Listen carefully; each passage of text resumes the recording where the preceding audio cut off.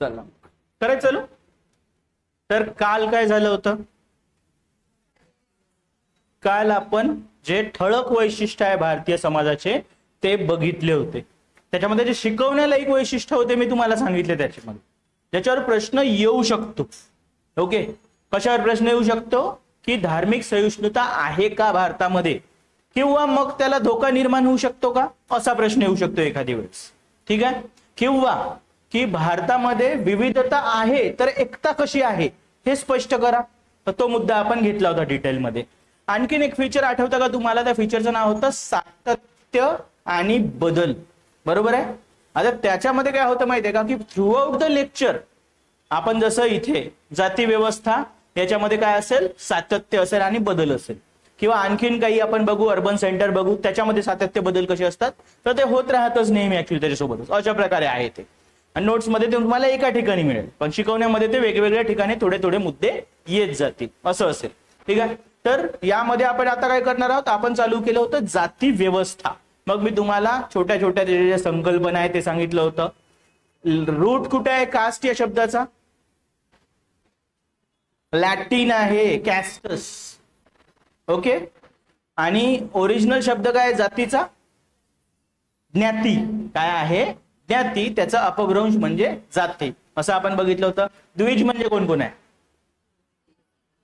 तीन पहिले जे वर्ण आहे ते द्विज आहेत. ओके, अशा प्रकारे काही घेतलं होतं आपण. आता आपल्याला काय करायचं आहे की हे जर अशी, हा त्याच्यानंतर आपण वैशिष्ट्य घेतले होते. महत्वाची गोष्ट काय काय वैशिष्ट्य आहेत पटकन. खंडात्मक विभागणी, छोटे छोटे छोटे एकक असतात ऍक्च्युली, आहे की नाही. तुमच्या आजूबाजूला तुम्ही बघितलं असेल तर तुमच्या लक्षात येईल, म्हणजे आहेच माहीतच असतं सहसा. अजून हरार्की असतं, एक सोपानक्रम असतो की कोणी जास्त श्रेष्ठ असेल कोणी कनिष्ठ असेल. आणि याचा अर्थ भलेही त्याच्यामधून आपल्याला 4 किंवा 5 लेअर दिसून येत आहे, पण त्या लेअर मध्ये पण त्या जाती आहेत. ते काय म्हणतात, आम्ही एकमेकांपेक्षा कसे आहोत, हे श्रेष्ठ. उपजाती असतात, कधी कधी ते एकामेकाला एकच जातीच्या श्रेष्ठ किंवा कनिष्ठ मानतात. अशी एक भावना असते श्रेष्ठत्वाची कनिष्ठाची, ते कधी संपत नाही. Yes, great. अजून प्रदूषण आणि पवित्रतेचा म्हणजे संकल्पना असते, आणि ही संकल्पना आहे. म्हणजे खरंच ते असं पवित्र पवित्र असू शकतं का सर, सांगता येणार नाही, म्हणजे नाहीच असतं. जसं गंगेचं पाणी काय म्हणतात लोक, खूप पवित्र आहे म्हणून. जाऊन बघितलंय तुम्ही इतक्यामध्ये, असतं पवित्र. गोमूत्र पवित्र असतं असं लोक मानतात, असतं का. ह्युमन जे असतं आणि गाईचं जे असतं यात काहीच फरक नाही टेक्निकली केमिकली तसं बघितलं तर, पण लोक मानतात, मानण्यावर येते ऍक्च्युली, असं नसतं. ठीक आहे. अजून काय म्हटलं, काही लोकांना विशेषाधिकार असतील, काही लोकांना निर्बंध असतील, तर त्याची संकल्पना असते. जसं जसं आम्ही सोपान क्रमामध्ये वरती जाऊ काय असतील, विशेष अधिकार वाढत जातील. जसं सोपान क्रमामध्ये खाली येतील निर्बंध वाढत जातील. ओके, मग ते म्हणजे धार्मिक प्रथाबद्दल असेल, मग ते ऍक्च्युली काही कपड्यांबद्दल असतील, किंवा आपण काय म्हणू शकतो एखाद्या गोष्टीचा म्हणजे वस्तूचा किंवा सेवेचा ऍक्च्युली तुम्हाला ऍक्सेस असेल, तर अशा बाबतीमध्ये ते दिसून येऊ शकतं. अजून सहभोजनाचा अभाव असेल. अजून विवाह विषयक 2 रिस्ट्रिक्शन आहे. कसे, यस. आणि बहिर्विवाह कसा असेल, गोत्र आधारित असेल, हे बघितलं होतं आपण. ओके, आणखीन व्यवसायावर रिस्ट्रिक्शन्स असतील. तुमच्या धर्मानुसार, जन्मानुसार म्हणजे जातीनुसार तुम्हाला नेहमी काय मिळेल, एक एम्प्लॉयमेंट गॅरंटी मिळेल की हे काम तुम्हाला करायचं आहे. बरोबर आहे, चालेल. आणि जात पंचायत हा शेवटचा मुद्दा. मग त्याचा मग तुम्हाला बदल कसा होतो हे पण मी तुम्हाला सांगितलं होतं. तर जात पंचायत काय करतं सर, काही कल्याणकारी काम करतं, काही ज्युडिशियल म्हणजे न्यायिक फंक्शन पण करतं, काही एक्झिक्युटिव्ह गोष्टी पण करतं, म्हणजे मेंटेन ठेवतं लोकांना ऍक्च्युली ट्रॅडिशनली. ठीक आहे. पण हे झालं फीचर्स. आपण काय म्हटलं होतं मग की आता आधुनिक काळात कसं आहे बाबा, म्हणजे कॉन्टेम्पररी जे आता काळ आहे आपला त्याच्यामध्ये कसं आहे. ओके, तर आपल्याला काय त्याच्यामध्ये पहिला मुद्दा घेतला होता की जात पंचायतीचं स्वरूप कसं आहे. ओके, त्या स्वरूपामध्ये काय समजलं होतं आपल्याला की जात पंचायत जे आहे ना, ट्रॅडिशनल गोष्टी पण इन्फोर्स करत आहे, म्हणजे ते पार पाडतं त्याच्या, आणि नवीन पण गोष्टी त्यांनी घेतलेल्या आहे. नवीन गोष्टी त्यांनी कुठल्या घेतल्या आहे सर, ते ऍक्च्युली आता पॉलिटिकल फंक्शन पण घेतात स्वतःकडे. लोकांना सांगतं की कोणाला मत दिलं पाहिजे, तर त्या नॉर्दर्न बेल्टमध्ये म्हणजे आपण म्हणू शकतो युपी, पंजाब, हरियाणा, इथे बहुतेक वेळा जात पंचायत ठरवते की कोणाला मत पडलं पाहिजे, कोण निवडून आलं पाहिजे. Okay yes. आणि ट्रॅडिशनली काय करतं मग त्याचे नियम आहेत. कुठले नियम आहेत तुमचे? विवाह विषयक नियम आहेत. ते जर मोडले गेले तर मग त्याबद्दल म्हणजे बॅलेन्स, म्हणजे त्यांचं असं म्हणणं आहे की ते बॅलेन्स मेंटेन करण्याचं काम कोणाचं आहे? तर आमचं आहे बाबा म्हणून. आणि त्याच्यातून ऑनर किलिंग सारख्या घटना घडून येतात. आणि त्या संबंधी निवाडा कुठला आहे? शक्ती वाहिनी वर्सेस गव्हर्नमेंट ऑफ इंडिया. ज्याच्यामध्ये शक्ती वाहिनी ही एनजीओ आहे. आणि त्या निवाड्यात सुप्रीम कोर्टाने सांगितलं की बाबा ही अशी शक्ती आपण खाप पंचायतींना किंवा जाती पंचायतीला देऊ शकत नाही. ते काय करताय, काय म्हणताय की आतापासून हे लग्न कसं झालं, रद्द झालं. हा अधिकार आहे का त्यांना? नाही. अधिकार कोणाकडे आहे? आपल्या कायद्याकडे तसा अधिकार आहे. ओके. तर या प्रकारे ते काय करताय? कायद्याचं उल्लंघन करत आहे. अशी शक्ती त्यांच्याकडे नसली पाहिजे आणि ते अधिक जी शक्ती स्वतःच्या हातामध्ये घेतली तसं नसलं पाहिजे. आणि जर कोणी असं असेल म्हणजे ज्यांना त्या आंतरविवाहाच्या नियमाच्या अगेन्स्ट जाऊन लग्न करायचं असेल तर त्यांचं प्रोटेक्शन कोणी केलं पाहिजे? सरकारचं काम आहे. त्यांना पोलीस प्रोटेक्शन असलं पाहिजे, त्यांना शेल्टर होम्स म्हणजे जिथे ते प्रोटेक्टेड असले पाहिजे, ह्या गोष्टी पण तुम्ही दिल्या पाहिजे असं त्या शक्तीवाहिनी केसमध्ये सुप्रीम कोर्टाचं म्हणणं आहे. असं आपण एक मुद्दा घेतला होता काल. आणि मग आपण आलो होतो नवीन म्हणजे दुसऱ्या मुद्द्यावर कालच्या. तर तो होता ऍक्च्युली की आता राजकारणाचा आणि जातीचा काही संबंध आहे का? एक स्टेटमेंट घ्या, इंग्लिशमध्ये आहे स्टेटमेंट, खूप काही कठीण नाही आहे. असं स्टेटमेंट आहे ते, कास्ट नीड पॉलिटिक्स. सिंगल एकच लाईन आहे, काही कठीण नाही असं. त्याचा अर्थ पण सांगतो मी तुम्हाला मराठी.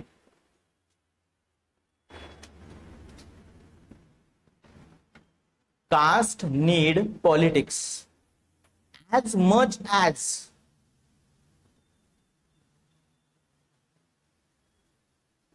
politics need caste.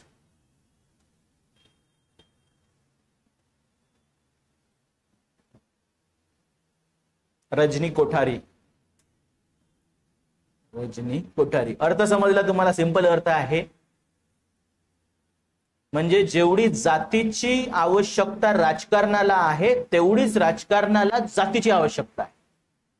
आणि माझं असं म्हणणं आहे तुम्हाला की आपण 5 मुद्दे घेणार आहोत. मी तुम्हाला 5 मुद्दे सांगून देतो, मग आपण 1 बाय 1 चर्चा करू. आणि हे जर 5 मुद्दे तुम्हाला माहित असतील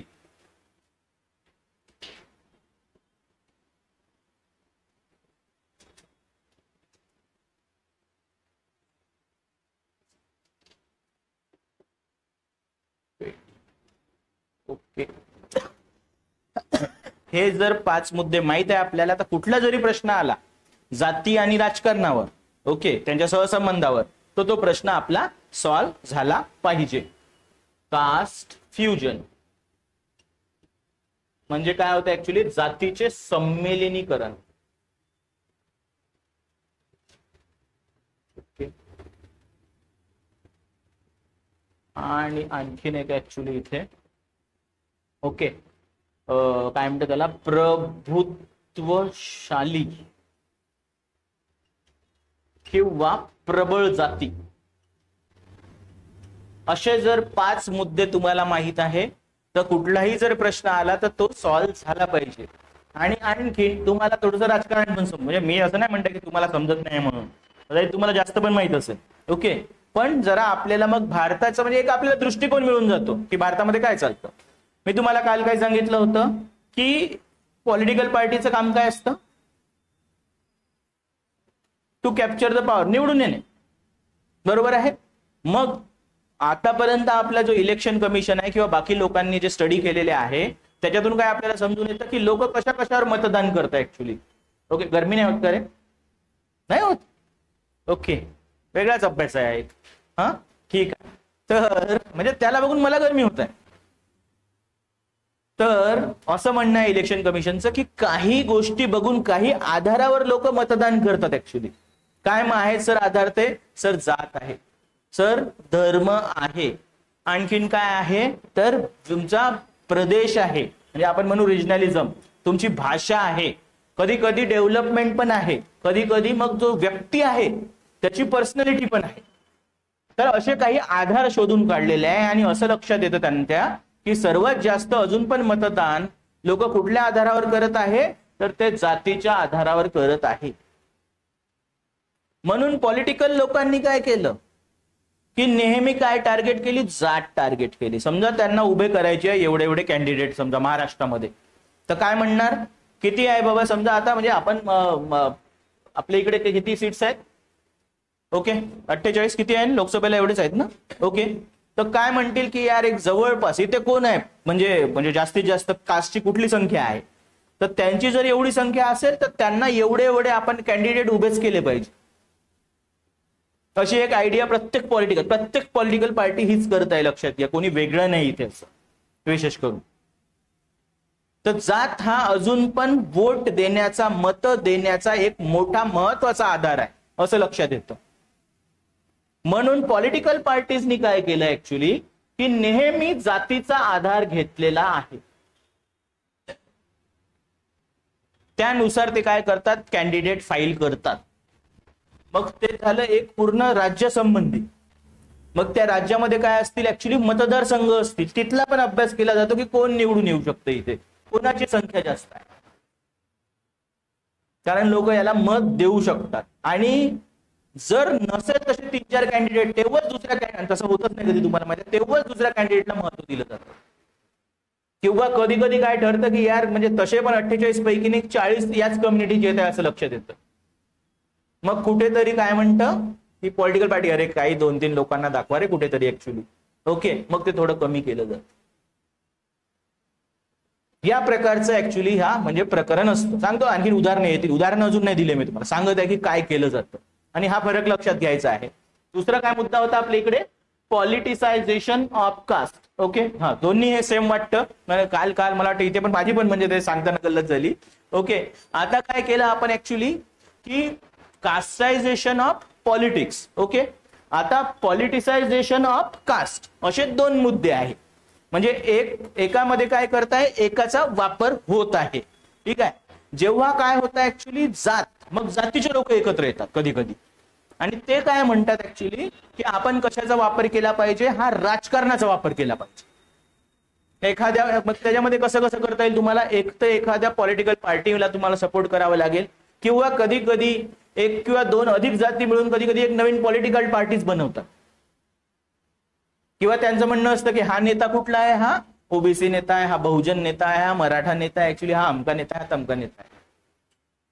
अशा प्रकारे जेव्हा होतं, ओके, त्याला काय म्हणतो आपण ऍक्च्युली हा शब्द काय आहे, कास्टायझेशन ऑफ पॉलिटिक्स. आणि जेव्हा पॉलिटिक्स टार्गेट करतं ते आहे पॉलिटिसायझेशन ऑफ कास्ट.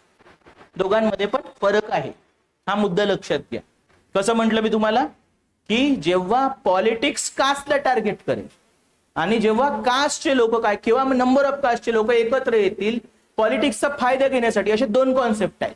हे वॉटर टाईट कंपार्टमेंट नाहीये, म्हणजे वेगवेगळे खूप नसू शकतात, कधी कधी हे जवळ येतात खूप, किंवा जवळचे कॉन्सेप्ट आहे म्हणून काय होऊ शकतं, तुम्हाला कन्फ्युजन होऊ शकतं. हे लक्षात ठेवायचं आहे. ओके, आणि लक्षात घ्या की थोडं बहुत असे जिथे म्हणजे आता याला की नाही असं मराठीमध्ये 2 वापरत नाही कोणी, ते जातीगत राजकारणच म्हणतात ऍक्च्युली, नेहमी तुम्ही बघत असाल तर. तेव्हा तुम्ही ह्या 2 गोष्टी इंग्लिशमध्ये लिहून ऍक्च्युली ते त्यांना काय करू शकता, कन्व्हिन्स करू शकता, काही प्रॉब्लेम जाणार नाही तसा. ओके, फक्त मग एक्सप्लेनेशन आपलं मराठीमध्ये असलं पाहिजे. तर 2 गोष्टी वेगळ्या आहेत. ओके, कळत आहे. तिसरा मुद्दा घ्यायचा, वोट बँक पॉलिटिक्स असतं. आणि वोट बँक पॉलिटिक्स हे फक्त म्हणजे जातीच्या आधारावर असतं असं नाहीये, ते भाषेच्या आधारावर पण असू शकतं, धर्माच्या पण आधारावर असू शकतं. पण आपला आजचा मुद्दा कसा ऍक्च्युली हा जातीचा आहे. तर काय असतं याच्यामध्ये, नेहमी एक पॉलिटिकल पार्टी काही जातींना काय करू शकतं ऍक्च्युली आपलं वोट बँक बनवू शकतं, म्हणजे आधार बनवू शकतं. आणि त्याच्यामध्ये ते काय करतील माहित आहे का, की मग फक्त म्हणजे आधार बनवल्याने होणार नाही, मग त्याला काय करावं लागेल तुम्हाला ऍक्च्युली, तसं ऍक्च्युली त्यांना प्रॉमिसेस द्यावे लागतील की जर असं झालं तर तुमच्या समाजाला आम्ही काय करू, काहीतरी देऊ, एखादी समाज मंडळ देऊ, महामंडळ देऊ, तुमचे पोरं UPSC करतील, ऍक्च्युली 1000 पोरांना स्कॉलरशिप देऊ, या प्रकारे. बघितला प्रकार हा तुम्ही. ओके, या प्रकारे करा. किंवा तुमच्या मुलांना आम्ही काय देऊ, या कॅटेगरीच्या लोकांना आम्ही लॅपटॉप देऊ, सायकल देऊ. ओके, तर या प्रकारच्या गोष्टी असतात, त्याला आपण म्हणतो वोट बँक. आणि आपला आहे जातीगत मतपेढी, म्हणजे जातीगत वोट बँक काय असतं. जर तुम्ही म्हणजे दोन मुद्दे घेतले जे महत्वाचे, तर जात आणि धर्म हा नेहमी वोट बँकचा इश्यू राहिला आहे आपल्या इकडे. कुठे कुठे भाषा, जसं तमिळनाडूमध्ये गेलं तर भाषा महत्वाची आहे, जात महत्वाची नाही असं नाही म्हणताय मी, पण जरा भाषा जास्त महत्वाची आहे. आणि मग खूप ठिकाणी असं आहे की जात आणि धर्म हे वोट बँक असते. समजा तुम्ही नॅशनल लेवलवर बघितलं, 2-4 मुद्दे लिहून ठेवा की काँग्रेस नॅशनल लेवलवर काय वोट बँक महत्वाचे ग्रुप काय आहेत तुम्हाला काय वाटतं? कुठल्या कम्युनिटीज हेल्प करतात? मुस्लिम करतात धर्माधारित, SC ST पण करतात सपोर्ट ऍक्च्युली, आणि थोडेसे जे ऍक्च्युली म्हणजे शेतकरी जमाती असतात ना, ते पहिल्यापासून काँग्रेसच्या वोट बँक राहिलेले आहे.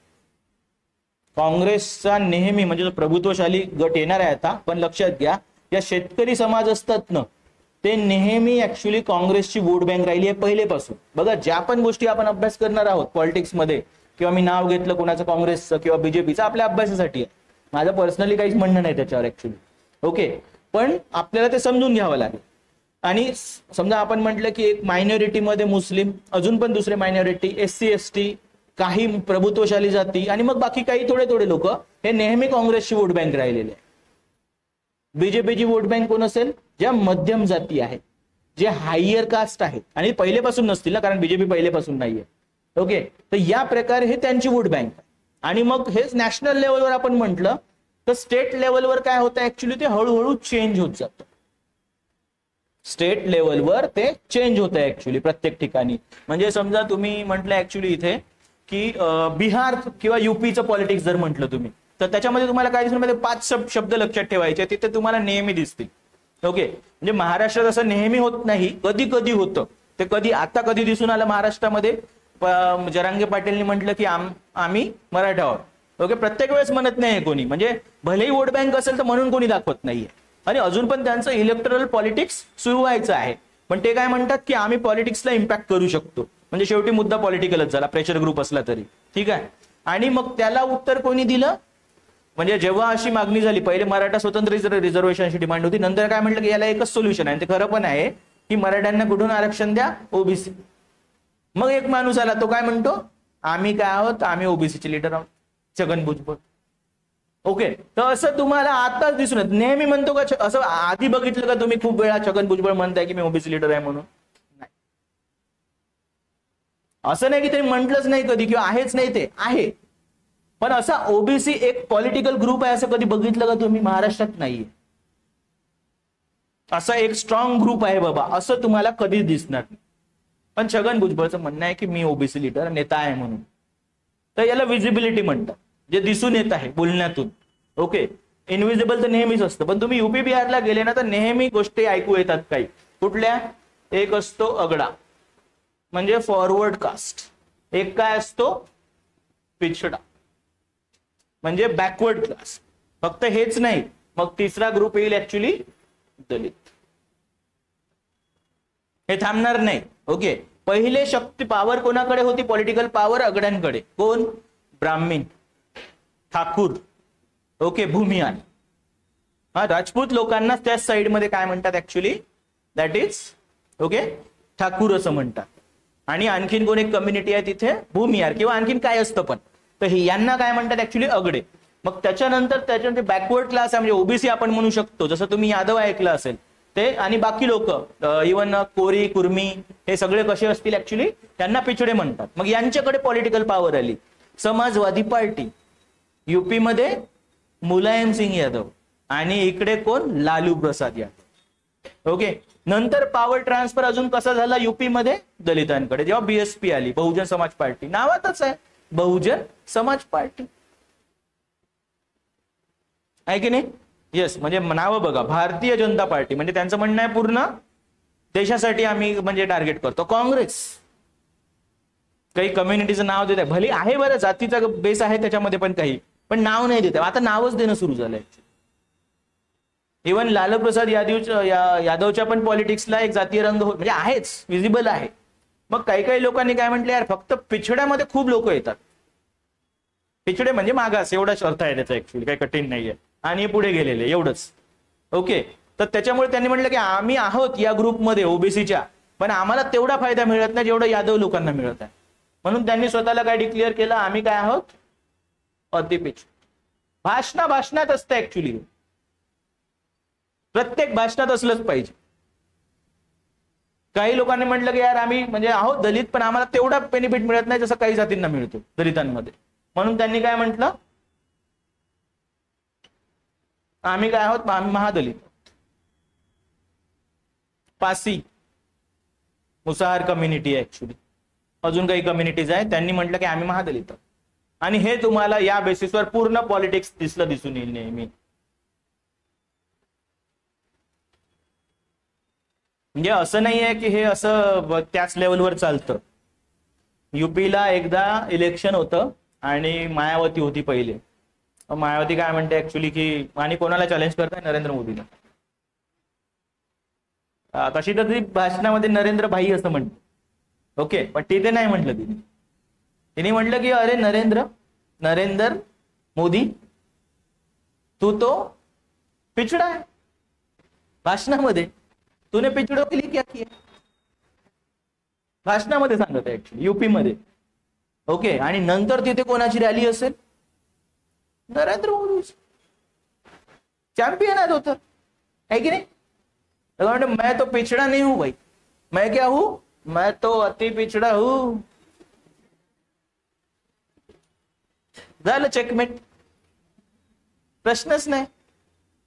अशा प्रकारे तुम्हाला, आणि त्यामुळे कसं आहे की तुम्ही प्रत्येक वेळेस सगळ्या गोष्टी बघत असाल, म्हणजे काही रेफरन्स पण जुने आहेत, पण तुम्हाला सांगतो की पॉलिटिक्स मध्ये जात काम करते. अजून एक उदाहरण, ओके, डीएसपी झाला तर काँग्रेसचं पण उदाहरण घेतलं पाहिजे ना, काही लोक नाराज पण होतील, आहे की नाही. तर म्हणजे आहे तसं, म्हणजे फक्त इलेक्शन रॅलीचं नाही आहे, पण नेहमीच ऍक्च्युली एक गोष्ट झालेली आहे आता ती. तर एकदा की नाही राहुल गांधी ऍक्च्युली गेले एका टेम्पलला व्हिजिट करायला. त्यांनी व्हिजिट वगैरे केली तिथे, मग एक अभिप्राय पण दिला त्यांनी, साईन वगैरे केली, परत आले, संपलं. काही मोठी गोष्ट नव्हती, पण मजा येईल का, नाही, मजा आली पाहिजे ना. ओके, तर काय झालं, बीजेपी कडून एक स्टेटमेंट आलं की अरे कसं काय राहुल गांधी तिकडे, राहुल गांधी तर हिंदूच नाही, डायरेक्ट. ओके, पण मजा इथे थांबत नाही, मजा आणखीन येईल. काँग्रेसच्या एका मोठ्या लीडर कडून स्टेटमेंट आलं. काय बोलता तुम्ही, अरे तो हिंदू आहे, कोण, कुठला हिंदू आहे माहिती आहे का तुम्हाला, तो जनेऊधारी ब्राह्मण आहे. तिथपर्यंत पोहोचलं पॉलिटिक्स आपलं. आणि काँग्रेसचा छोटा लीडर म्हटलं तर आपण इग्नोर केलं असतं,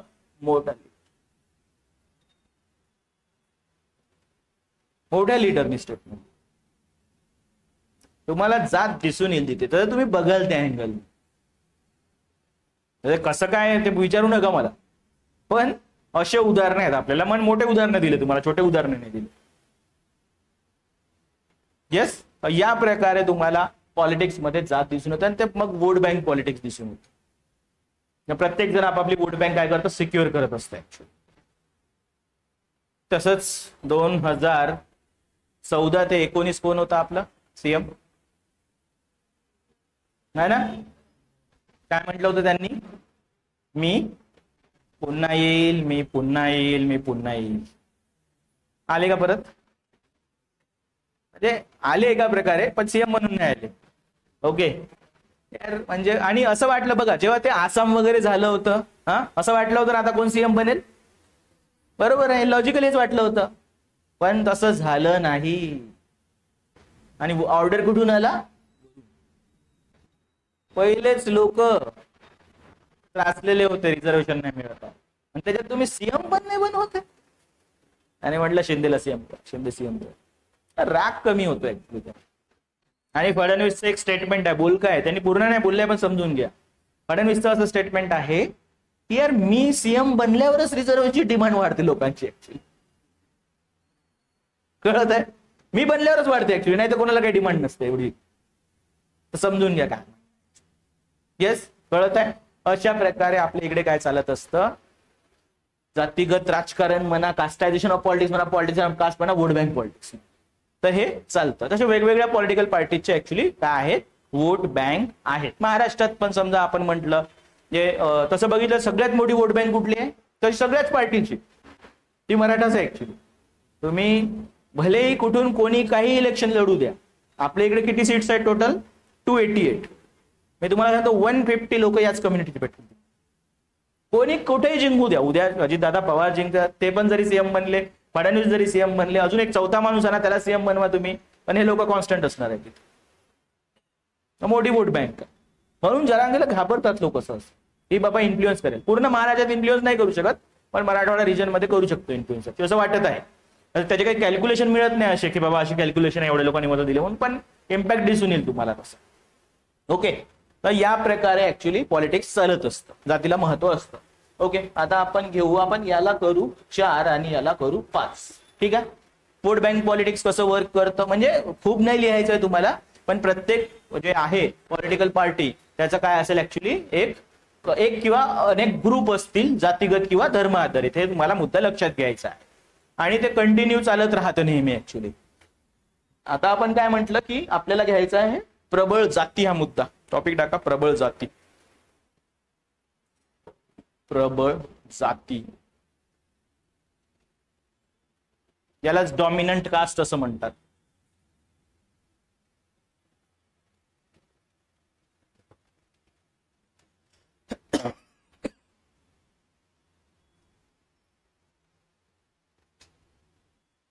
कॉन्सेप्ट खूप सिंपल आहे आणि it is coined by M N. Srinivas यांनी हा मुद्दा दिलेला आहे. त्याचे काही मुद्दे आपण म्हणजे वैशिष्ट्य घेऊ, मग चर्चा करू त्याच्यावर. उदाहरणं घेऊ काही. एम.एन. श्रीनिवास सोशियोलॉजिस्ट आहे ऍक्च्युली, आणि त्याचं काय म्हणणं होतं तसं त्यांनी माहिती आहे का, हे प्रभुत्वशाली जाती किंवा प्रबळ जाती किंवा डॉमिनंट कास्ट असं आफ्रिकेमध्ये बघितलं होतं की तिथे काय होतं की एखाद्या भूभागामध्ये एखादी क्लॅन किंवा ट्राईब ही डॉमिनंट असते, म्हणजे ती सगळ्यांना डॉमिनेट करते. मग तसंच त्यांनी काय म्हटलं की मी जर बघितलं इंडियामध्ये तर वेगवेगळ्या रिजनमध्ये जाती तर बहुत आहेत, पण पॉलिटिकली जाती काय करतात, काही दुसऱ्या जातींना काय करतात, डॉमिनेट करतात. जसं तुम्ही गुजरातला गेले तर पटेल, राजस्थानमध्ये गेले तर राजपूत, जाट हे पंजाब हरियाणामध्ये, किंवा जे राजपूत आणखीन आहेत किंवा आणखीन काही जाती आहेत त्या कुठे ऍक्च्युली दॅट इज यूपीला, Yadav community UP Bihar. Okay, तर या कम्युनिटी काय आहेत, या प्रभुत्वशाली जाती आहेत. तर त्याचे काय वैशिष्ट्य असतात हे लक्षात घ्या, मग आपण त्याच्यामध्ये आणखीन चर्चा करू. वैशिष्ट्य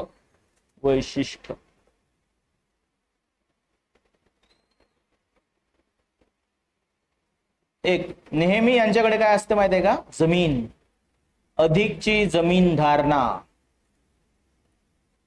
प्रत्येकाकडे खूपच जमीन असते असं नाही म्हणताय मी, पण बाकी कम्युनिटीपेक्षा जास्त असते ऍक्च्युली. आणि मग हा वर्ग नेहमी काय असला आहे, नेहमीचा जमीनदार किंवा हा यजमान पण आहे, यजमानी मधला. काल बघितलं ना आपण त्याचं इम्पॉर्टन्स कसं असतं. अधिकची जमीनदार लँड ओनिंग कम्युनिटी असते ऍक्च्युली, तर जास्त जमीन असते बाकी लोकांपेक्षा. दुसरी गोष्ट असते ऍक्च्युली की त्या सोपान क्रमामध्ये हे मध्यम असतात. सोपान क्रमामध्ये दुसरी गोष्ट मध्यम स्थिती,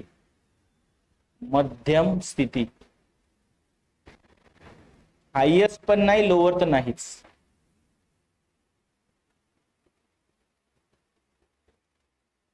तिसरी गोष्ट असते लोकसंख्या. याला आपण म्हणजे लोकसंख्या नाही असं लिहायचंय, संख्यात्मक बळ.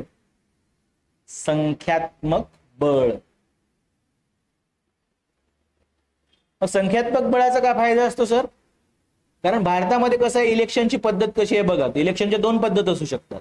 एक आहे फर्स्ट पास द पोल आणि दुसरी आहे प्रपोर्शनल रिप्रेझेंटेशन, प्रमाणशीर पद्धत जी असते. भारतामध्ये कुठली पद्धत वापरतात, फर्स्ट पास द पोल सिस्टम. म्हणजे जसं आपण रेसमध्ये धावतो आणि पहिले जो आला त्या पोलला क्रॉस केलं तो जिंकला. तर आपल्या इकडे तुम्हाला सर्वात जास्त जर मतं मिळाली तर तुम्ही जिंकून आले. भलेही तुम्हाला मतं किती मिळाली, किती टक्के मिळाली, 19% मिळाली असेल, पण दुसऱ्याला किती मिळाली, 17%, तर तुम्ही जिंकून आले. आणि लोक कशाच्या आधारावर मत जास्त देतात, जातीच्या आधारावर. तुम्हाला आधीच सांगितलं. म्हणजे जर तुम्ही या कम्युनिटीचे असाल तर तुमचे कॅन्डिडेट, तुमच्या जातीचा कॅन्डिडेट निवडून येण्याची शक्यता जास्त. म्हणून या कम्युनिटीचे लोक जास्तीत जास्त वेळ सीएम बनतात. आणखीन काय बनतात ऍक्च्युली, आणखीन ते होम मिनिस्टर म्हणा किंवा फायनान्स मिनिस्टर असे महत्वाचे पद घेतात. मग ते काय करतात, एखादी सोशल जस्टिस मिनिस्ट्री एखाद्या एसटीला देतात, ट्रायबलची मिनिस्ट्री एखाद्या ट्रायबलला देतात, महिलाची मिनिस्ट्री महिला, आणि बाकी सगळ्या महत्वाच्या मिनिस्ट्री स्वतःकडे ठेवू शकतात. आणि समजा सीएम नाही जरी बनलं तर काय करतील, मग आपल्या मनाचा सीएम बनवतील, की जो आपल्या हातात राहिला पाहिजे. त्याच्या मनाचा नाही बनला तर मग त्रास सुरू होऊन जातो. कारण पॉलिटिक्स सगळं, भलेही तू सीएम असशील पण होम मिनिस्ट्री बाकी महत्वाच्या मिनिस्ट्री कोणाच्या हातामध्ये आहे, त्या कम्युनिटीच्या हातामध्ये. ओके, तर या प्रकारचं पॉलिटिक्स असतं. ओके, आली पॉलिटिकल पॉवर हातामध्ये, मग पॉलिटिकल पॉवरचं करायचं काय सर? सर पॉलिटिकल पॉवर एकदा हातामध्ये आली, आता काय करायचं, पॉलिटिकल पॉवर आहे, जमीन पण तुमच्या हातात होती पहिलेपासूनच. जमीन हातात, माहिती ना आपल्या इकडे काय म्हणतात, वावर है तो पावर आहे. आता पॉलिटिकल पॉवर पण आहे, एकदा पॉलिटिकल पॉवर हातात आली तर अशा प्रकारे धोरणं बनवायची की सगळी इकॉनॉमिक पॉवर पण कशी झाली पाहिजे, आपल्याकडे आली पाहिजे. Cooperative societies, sugar cane industry, textile industry, education industry, ही सगळी कशी असली पाहिजे, आपल्या हातात असली पाहिजे. एक भाऊ कसा असेल, सहकारी बँकेत असेल, एक भाऊ पॉलिटिक्स मध्ये असेल, सगळं आपल्याच हातात आहे ना. मग त्याच्यामुळे काय हातात येतं, आर्थिक सत्ता. नेक्स्ट मुद्दा आहे आर्थिक सत्ता.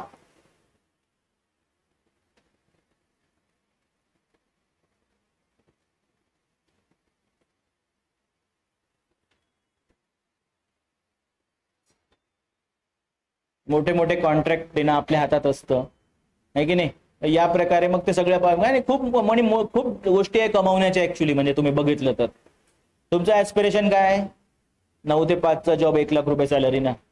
1 लाखाला कोणीच खात नाही ते ऍक्च्युली, विचारत पण नाही, एवढा पैसा असतो ऍक्च्युली. 1000 कोटीमध्ये कॉपरेटिव्ह सोसायटीचं पॉलिटिक्स आहे, 1000 कोटीमध्ये. त्याच्याशिवाय कोणी उभं पण राहत नाही. 1000ला कोणी विचारत नाही, कोटीला कोणी विचारत नाही. 1000 कोटीच्या गोष्टी सुरू. इरिगेशन, भयंकर पैसा ऍक्च्युली, खूप जास्त. डिपेंड म्हणजे ते म्हणजे कसं पर्सिव्ह, ते काही सोपं पण नसतं ऍक्च्युली एवढं. असं नाही म्हणताय मी की खूप सोपं असतं म्हणून, कठीण पण आहे, पण लपून आहे लोकांपासून ऍक्च्युली. आर्थिक सत्ता आली. ओके, त्याच्यामध्ये आणखी एक महत्वाची गोष्ट, शिक्षण आहे की नाही. काय महाराष्ट्रात काय आहेत आपल्या इकडे, शिक्षण महश्री आहेत. साहेबांचं नव्हतं झालं तेवढं शिक्षण, पण यांचे 4 मेडिकल कॉलेज आहे, 4 आयुर्वेदिक कॉलेज आहे, 10 फार्मसी कॉलेज आहे. डीएड मेडची किती संख्या आहे विचारायचीच नाही ऍक्च्युली, आहे की नाही. त्याच माणसाचं नाव असेल त्या युनिव्हर्सिटीला, आता नाव नाही घेऊ शकत, रेकॉर्डिंग होत आहे, पण तुम्हाला माहित आहे लोक आहेत म्हणून असे महाराष्ट्रामध्ये, आहे की नाही. आणि हे पूर्ण गाव जे असतं ना, गाव आणि तालुका त्यांच्या हातात असतो ऍक्च्युली. आणि त्याच कम्युनिटीमध्ये, त्याच म्हणजे गावातले लोक, फक्त कम्युनिटी नाही, कधी कधी गावातले लोक तिथे नोकरीला असतात. मला सांगा ते का मत नाही देणार तुम्हाला. हा जर निवडून नाही आला तर तुमची रोजीरोटी जाणार आहे ऍक्च्युली. फक्त सगळं म्हणजे पूर्ण कॅप्चर होऊन जातं. त्याच्यामुळे काय येतं, आणखी शिक्षणाचं पण प्रमाण जास्त असतं. शिक्षणाचे प्रमाण,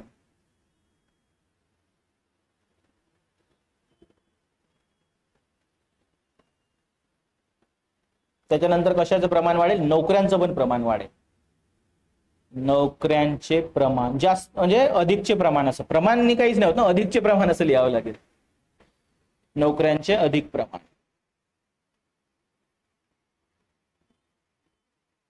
किती मुद्दे झाले टोटल, 6 झाले. लँड ओनिंग पासून, ओके, पॉलिटिक्स पण आहे ना, ठीक आहे. पण डिफाईन तो ठीक आहे ना, चालेल. जेवढे मी आहे तेवढं सांगितलं आहे तुम्हाला ऍक्च्युली. तर या प्रकारे ती कमिटी. उदाहरण काय लक्षात घ्या, उदाहरण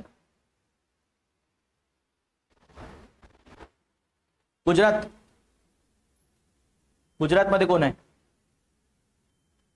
गुजरातमध्ये कोण डॉमिनंट कम्युनिटी आहे, पटेल्स इन गुजरात.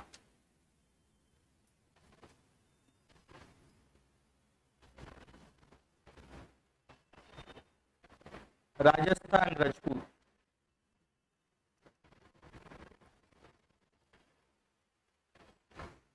पंजाब हरियाणा जाट.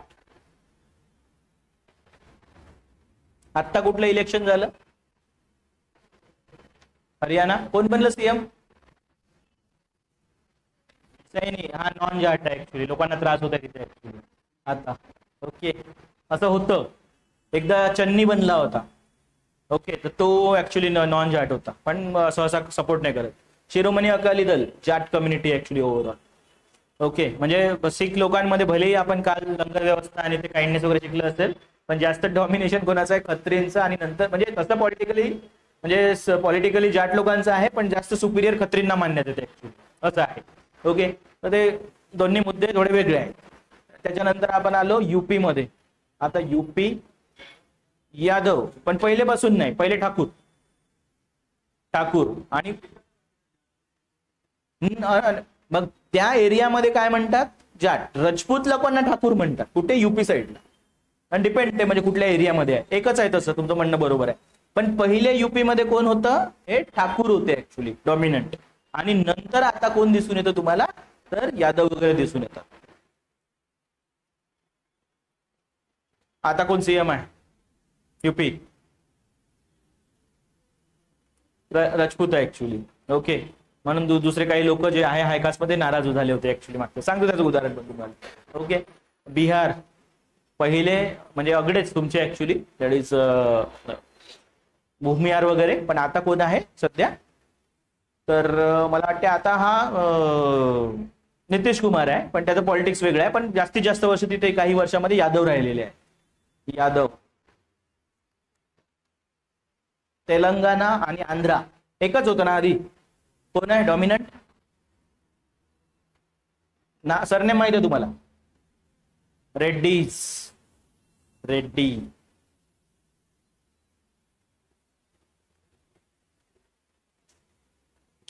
कर्नाटक लिंगायत.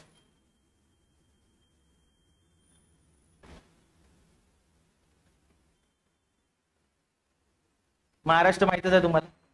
हा, काय नवीन नाही सांगण्याची गोष्ट. पुष्पा बघितलाय? विलन कोण आहे? सगळे रेड्डी विलन आहेत की नाही? येस. आणि हा जो आहे तुम्हाला त्याची कास्ट नाही दिलेली आहे, पण याचं सरनेम पण नसतं तुम्हाला माहित आहे. ओके, तर तो जो आहे ना, तो ऍक्च्युली म्हणजे तिथली जी ऍग्रिकल्चर लेबरर कम्युनिटी आहे, जे रेड्डींच्या शेतामध्ये ऍक्च्युली काम करायला जाते, ती कम्युनिटीचा असतो तो ऍक्च्युली. ते मूवी मध्ये मग ते बरोबर दाखवण्यात येतं, फक्त तसा विषय नाही बनवलेला आहे त्यांनी. आणि जो ऍक्टर कोण आहे तो?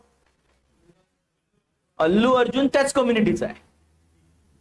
हा, रेड्डी नाही रे बाबा, जे ऍग्रिकल्चर लेबरर कम्युनिटी आहे. असं कसं शिकवेल अरे माणूस? तू पण म्हणजे हे करायला पाहिजे ना. ते बरोबर दाखवलं. आणि त्या कम्युनिटीचा पहिला मोठा हिरो जो आहे तो चिरंजीवी होता ऍक्च्युली, रेड्डी नाही, त्या कम्युनिटीचा. ओके, तर ते त्याच्यात इनग्रेन केलंय त्यांनी. कास्ट जे वॉर आहे, कास्ट जे पॉलिटिक्स आहे ऍक्च्युली इनडायरेक्टली दाखवलाय. फक्त आपल्याला वाटते काहीतरी चालू आहे, नाही, काहीतरी त्याच्यामध्ये मोटिव्ह दुसरा पण आहे. ग्रेट. आणि नेहमी मूवीज मध्ये ना हे तुम्हाला दिसून येतं. जसं जर तुम्हाला नॉर्थ इंडियाचं बॅकड्रॉप दाखवायचं आहे, विलन कोण असेल? ठाकूर. ठाकूर काय म्हणतो? आओ कभी हवेली पे. बरोबर आहे ना? सेम आमच्या मराठी मूवी मध्ये कोण विलन असेल? गावचा पाटील. काय म्हणेल तो? तुम्ही वाड्यावर या. सेम आहे ना रे? आओ कभी हवेली पे आणि वाड्यावर या. फरक नाही का याच्यामध्ये? सेम आहे ऍक्च्युली. हे भाषांतर नाही, भावांतर समजा. आणि दोन्ही याच्यावर गाणे बनवले लोक ऍक्च्युली नाचतात गेड्यागत. हे नाचण्यालायक आहे का की डिरोगेटरी आहे? अपमानस्पद आहे कोणासाठी ऍक्च्युली. पण आपले लोक आहेत बाबा, असे सांगत आहे मी तुम्हाला. आणि नेहमी मी सांगितलं तुम्हाला मूवीज मध्ये असतं. रिसेंटली एक मूवी आला, म्हणजे रिसेंटली नाही झाला वाटतं, आता जुनं झालं. अॅनिमल आला, तुम्हाला माहित आहे? कुठल्या कम्युनिटीचा दाखवला आहे तो? जाट दाखवलेला आहे. ओके, जो डिरेक्टर आहे, डिरेक्टरचं नाव काय? रेड्डी. त्याचा पहिला मूवी कुठला होता? अर्जुन रेड्डी. त्यांनी जेव्हा मूवी हिंदीमध्ये बनवला, कबीर सिंग जाट दाखवला. ऍक्च्युली सगळे रिलेटेड आहे. फक्त ते आपल्याला कसं दिसायला पाहिजे. मराठीत नाही बनला, ओके, चांगलं झालं. ओके, यस, तिकडे तामिळनाडूमध्ये पण बनला होता आदित्य वर्मा नावाने. ते पण तिकडची इन्फ्लुएन्शियल कम्युनिटी आहे ऍक्च्युली. तर या प्रकारे काय असतं की ते दिसून येतं कुठेतरी. फक्त आपल्याला फक्त पॉलिटिक्स नाही, माझं म्हणणं आहे की एंटरटेनमेंटमध्ये पण दिसून येऊ शकतं. असं खूप वेळा होतं. मराठीमध्ये तर किती वर्ष एकच बॅकड्रॉप राहिला आहे रे, की म्हणजे गावचा पाटील हा विलन आहे. तर तुम्ही काही महत्वाचे चांगले मूवी बघितले ज्याला म्हणू शकतो आपण सामना बघितलाय? नाही बघितला? बघा, तुम्हाला सांगतो, तुमच्याकडे जर वेळ आहेच, तुम्ही काही दुसरं बघत असाल तर सामना बघा कधी ऍक्च्युली. येस, आणि माहिती का, सामना रिलीजच नाही होऊ दिला होता ऍक्च्युली. सामना हा कुठे लागायचा मूवी? हा ते इंटरनॅशनल फेस्टिवल्स असतात ना, फिल्म फेस्टिवल, तिथे लागायचा. आणि नंतर तो डायरेक्ट टीव्हीवरच आला. त्याच्यामध्ये कोणतरी एक पर्टिक्युलर पॉलिटिशियन होता त्या काळाचा, आणि त्याची वंशावळ आता पण आहे आपल्या इकडे महाराष्ट्रात. त्याच्यावर मूवी होतो, म्हणजे त्याचं एक थोडं पकडलं होतं त्यांनी कॅरेक्टर. किंवा तुम्ही कधी सरकारनामा बघा, वजीर बघा. ओके, या सगळ्या मूवीमध्ये हे पॉलिटिक्स त्यांनी दाखवलेलं आहे कुठेतरी, आपल्या समजण्यावर आहे. ठीक आहे. तर या प्रकारे काय असतं नेहमी की पॉलिटिक्स जे असतं, लोकल पॉलिटिक्स म्हणून आपण, किंवा रिजनल पॉलिटिक्सला डॉमिनेट कोण करतं नेहमी? तर हिथली एक आपली प्रबळ जात डॉमिनेट करत असते. आणि नेहमी जवळपास म्हणजे तुम्ही प्रिडिक्ट करू शकता की ही जर कम्युनिटी ज्या बाजूने असेल ते लोक जिंकून येऊ शकतात. त्यावेळेस काय परिस्थिती आहे त्याच्यानुसार आपल्याला कळलं पाहिजे फक्त. आणि मोस्टली तुम्हाला सांगितलं की मोठे मोठे पद दिले जातात, कधी कधी बदलू शकतं ऍक्च्युली फक्त. म्हणजे ते कुठलं नॅशनल पॉलिटिक्स ठरवतं मग हे बदललं पाहिजे काही दिवसासाठी. अशा प्रकारे पॉलिटिक्समध्ये हा पण एक महत्वाचा मुद्दा असतो. ठीक आहे. आता नेक्स्ट आहे आपल्यासाठी actually caste fusion. Caste fusion. तुम्हाला सिंपल प्रश्न येऊ शकतो की बाबा, पहिली गोष्ट तुम्हाला जे स्टेटमेंट दिलं, राजकारणाला जातीची गरज असते आणि जातीला राजकारणाची, मग तुम्हाला एक्सप्लेन करावं लागेल या 5 मुद्द्यातून 4 मुद्द्यातून तुम्हाला काय वाटत असेल, किंवा कुठे कुठे जाती व्यवस्था म्हणजे जात दिसून येते का? तर हो, पॉलिटिक्स मध्ये दिसून येत असतं. हे असे मुद्दे आहेत बाबा, सिंपल आहे. ओके, जातीचे कास्ट फ्युजन किंवा जातीचे सम्मिलीकरण.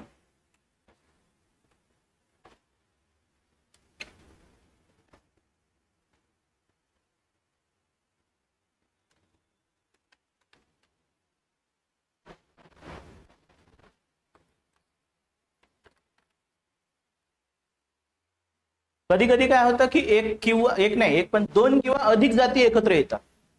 त्यांचं काय म्हणणं असतं की पॉलिटिक्स मध्ये आलं पाहिजे आपण. ओके, पण एका जातीने होणार नाही, तर आपल्याला काय करावं लागेल की काही जातींना एकत्र यावं लागेल, फ्युजन बनवावं लागेल आपल्याला ऍक्च्युली. आणि याच्या थ्रू काय होईल, आपल्याला म्हणजे पॉलिटिकल अश्युरिटी असेल जिंकून येण्याची. तर अशा प्रकारे काही काही ठिकाणी काय होतात, तर फ्युजन होतात. काय काय उदाहरणं आहे सर? समजा तुम्ही यूपी बिहारला गेले ना, तर हे फ्युजन चालतं ऍक्च्युली. यामू, यादव प्लस मुस्लिम. ओके, मुस्लिम धर्म आहे मला माहित आहे, पण इथे तो जातीसारखा वर्क करतो ऍक्च्युली, म्हणून असं घेतलेलं आहे. तर हे नेहमी म्हणजे लालू प्रसाद यादव, मुलायमसिंग यादव तुम्हाला माहिती यादवच आहे, पण नेहमी त्यांची ऍक्च्युली दुसरी वोट बँक कुठली राहिलेली आहे? मुस्लिम लोक राहिलेली आहे. जेव्हा जे काँग्रेसला त्रासून गेले तर त्यांनी समाजवादी पार्टीला मदत करणं सुरू केलं आणि एक फ्युजन तिथे बनलं, जे अजून पण आहे असं आपण म्हणू शकतो. ठीक आहे. पण याची सुरुवात खूप आधी झालेली आहे. याच्या आधी त्रिवेणी संघ नावाची एक गोष्ट होती, म्हणजे फ्युजन होतं 1930च्या नंतर. तिथे 3 कम्युनिटी होत्या. कुठल्या कुठल्या सर? कोरी, कुर्मी आणि यादव. येस, तर यांचं ऍक्च्युली एक फ्युजन 1930च्या काळात होतं. त्यानंतर आणखीन असं एक सक्सेसफुल जे ऍक्च्युली काय म्हणता येईल आपल्याला फ्युजन आलं अस्तित्वामध्ये, ते होतं पंजाब साईडला, त्याला म्हणतात अजगर. 4 कम्युनिटी. किती? 4 कम्युनिटी. अहिर, जाट, गुज्जर आणि राजपूत.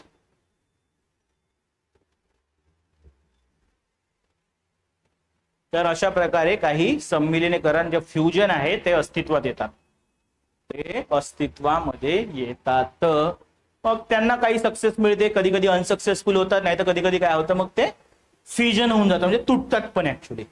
पण अशा प्रकारचे म्हणजे आहे अस्तित्वामध्ये आलेले आहे. महाराष्ट्रात पण एक होतं, कुठलं ते अजून पण आहे कुठेतरी, 3 कम्युनिटी आहे. कुठल्या? कुठली पॉलिटिकल पार्टी?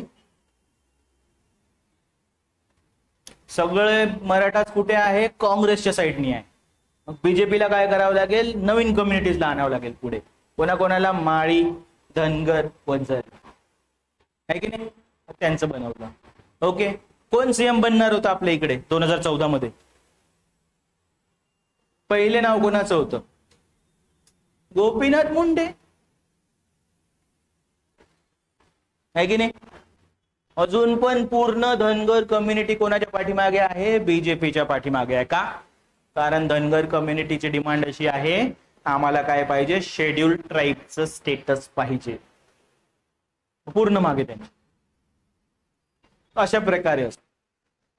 आणि हे तिघे मिळून मग कोणाला चेकमेट करतील? मराठ्याला, असं वाटलं होतं त्यांना. ओके. तर अशा प्रकारे आपल्या इकडे काय असतं? कास्ट फ्युजन वर्क करतं. हा लिमिटेड एरिया आहे, असं पूर्ण महाराष्ट्रात होत असं नाहीये, काही जिल्ह्यांमध्ये होत, पण आहे अशी गोष्ट ऍक्च्युली. याला म्हणतात कास्ट फ्युजन. तर इथे पण आम्हाला सर जात दिसून येतं, राजकारण किंवा राजकारणातली जात दिसून येतं असं आपण म्हणू शकतो. कुठला पण मुद्दा आला की राजकारणाचा आणि जातीचा काही सहसंबंध आहे का? हो सर, हे 5 मुद्दे आहे माझ्याकडे, याचे हे 5 उदाहरण आहेत, संपलं. पुढे.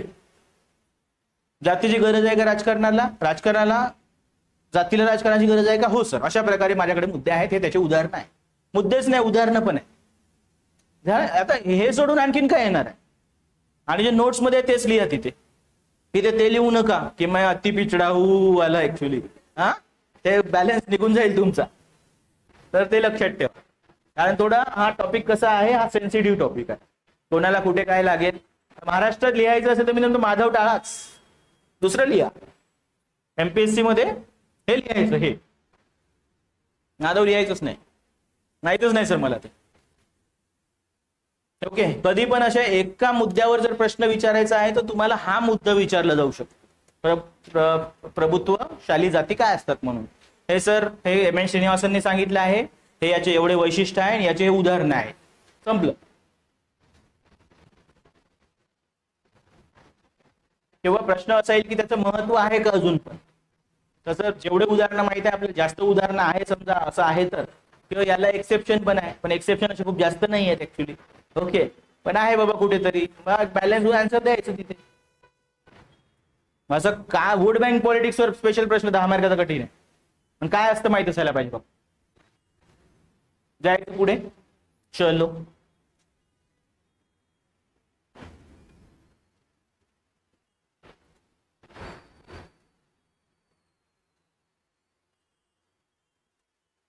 तो एवढा म्हणजे हे बसून आहे की कसं होईल बाबा भारताचं म्हणून. कळत आहे? ओके. चलो, आता आपण आणखीन एखादी मुद्दा बघूया. आता हा मुद्दा थोडा मोठा होता, आता छोटे छोटे मुद्दे आहेत ऍक्च्युली. अजून कोण तुम्हाला असं कुठे काही दिसून येतं का जातीचे वगैरे इश्यू?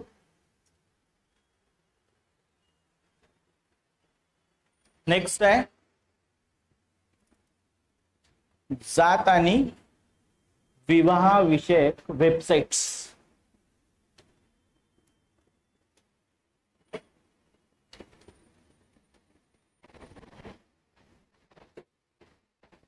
विवाह विषयक वेबसाइट, संकेतस्थळ. तुम्ही गेले का कधी? काय तुमचं नाव वगैरे नोंदवलं आहे? नाही. ओके, ठीक आहे. पण न्यूजपेपरचं बघितलंय तुम्ही? न्यूजपेपर मध्ये ऍड असतात की नाही? जातीनुसार दिलेलं आहे त्यांनी ऍक्च्युली, की हे जात आहे आणि त्याचा आम्हाला मुलगा किंवा मुलगी पाहिजे ऍक्च्युली. जर तुम्ही हे मॅट्रिमोनियल कॉलम म्हणतात, हे वाचलं ना, तुमचा भारतीय समाजाचा अभ्यास होऊ शकतो. हे जर कॉलम तुम्ही वाचत असाल रेग्युलर 2-3 वेळा वाचून बघा, काय काय समजतं माहितीये का? अजून पण काय अस्तित्वामध्ये आहे, इवन जास्त शिक्षण झाल्यावर आणि रिचनेस आल्यानंतर पण काय अस्तित्वात आहे? जात. अजून काय आहे ऍक्च्युली इथे? लिंग आहे, म्हणजे लिंग भाव आहे असं म्हणू शकतो आपण. अजून काय महत्वाचं आहे ऍक्च्युली? तर वर्ग महत्वाचा, आणि काय महत्वाचं आहे ऍक्च्युली? रंग किंवा वंश महत्वाचा आहे असं दिसून येत आहे. आपला मुद्दा आजचा तसा फक्त जातीचाच आहे. मग तिथे तुम्हाला त्या कॉलम मध्ये काय दिसून येईल की या व्यक्तीची काय आहे बाबा, एक जात आणि याच जातीचा मुलगा किंवा मुलगी पाहिजे, बरोबर आहे ना? ठीक आहे. पण काही लोक लिबरल असतात, काय लिहितात? जातीची अट नाही. ओके, पण त्याच्यामध्ये पण एक तिसरा वर्ग आहे, कसा? जातीची अट नाही पण कंसात काय लिहून असतं? SC ST क्षमस्व, प्लीज एक्सक्यूज, माफ करा. नाही करायचं लग्न तर नाही करायचं ना. ओके, नाही पण म्हणू शकता, पण न्यूज पेपर मध्ये सांगण्याची काय गरज आहे मला समजत नाही. आणि त्यासोबतच ऍक्च्युली काय असतं मग, म्हणजे बाकी पण गोष्टी, पण आपला जातीचा मुद्दा आजचा ऍक्च्युली तसं मी ते ऍक्च्युली की नाही, माझ्याकडे ते कटिंग आहे सगळ्या, फक्त आज मी ते आणलं नाही. नेक्स्ट सेशनला तुम्हाला ते जास्त म्हणजे एक्सप्लेन करून सांगेल. ते काही लिहायचं नाही आपल्याला, पण तुम्हाला समजून आलं असतं की एक्झॅक्टली कसं वर्क करतं म्हणून.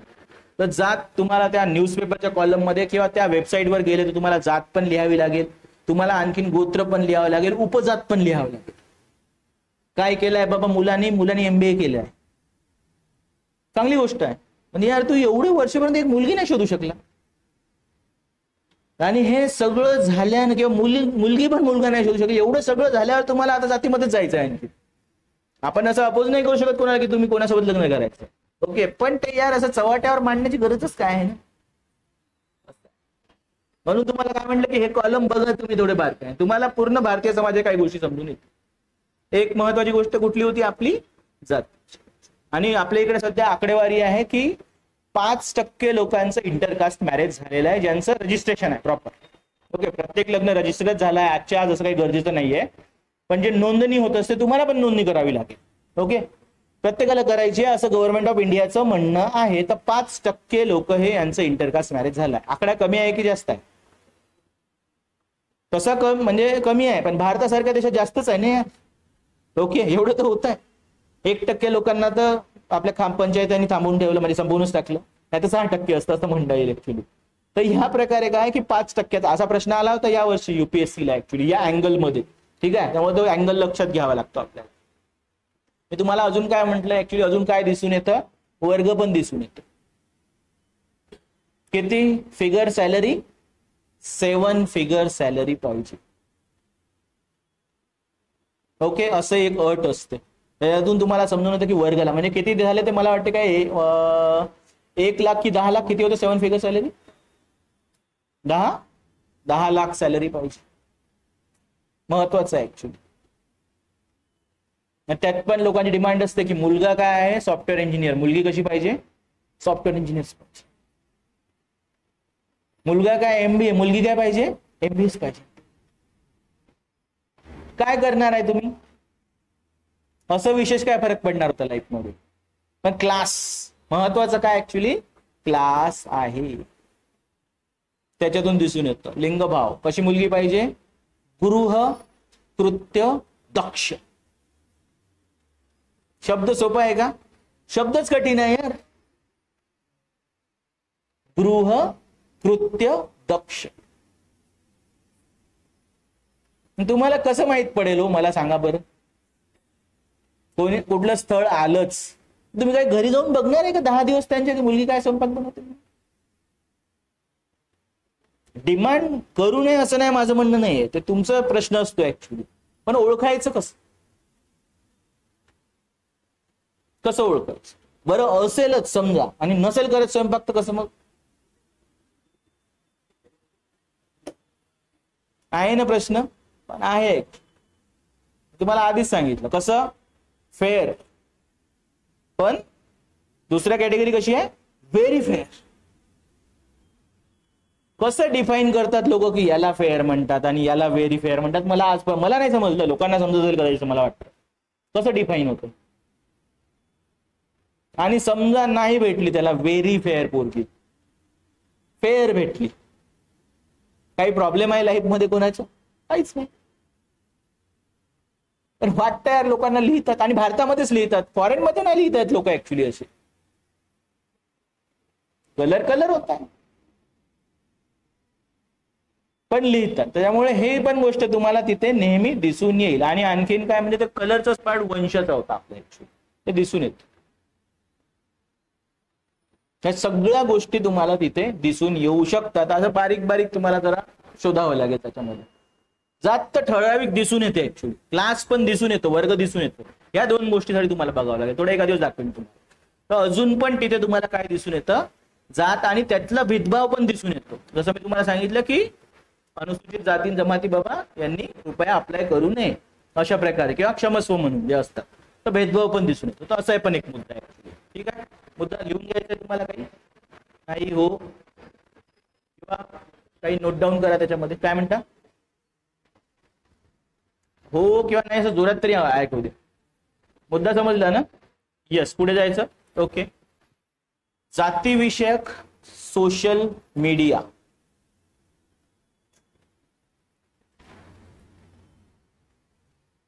सोशल मीडिया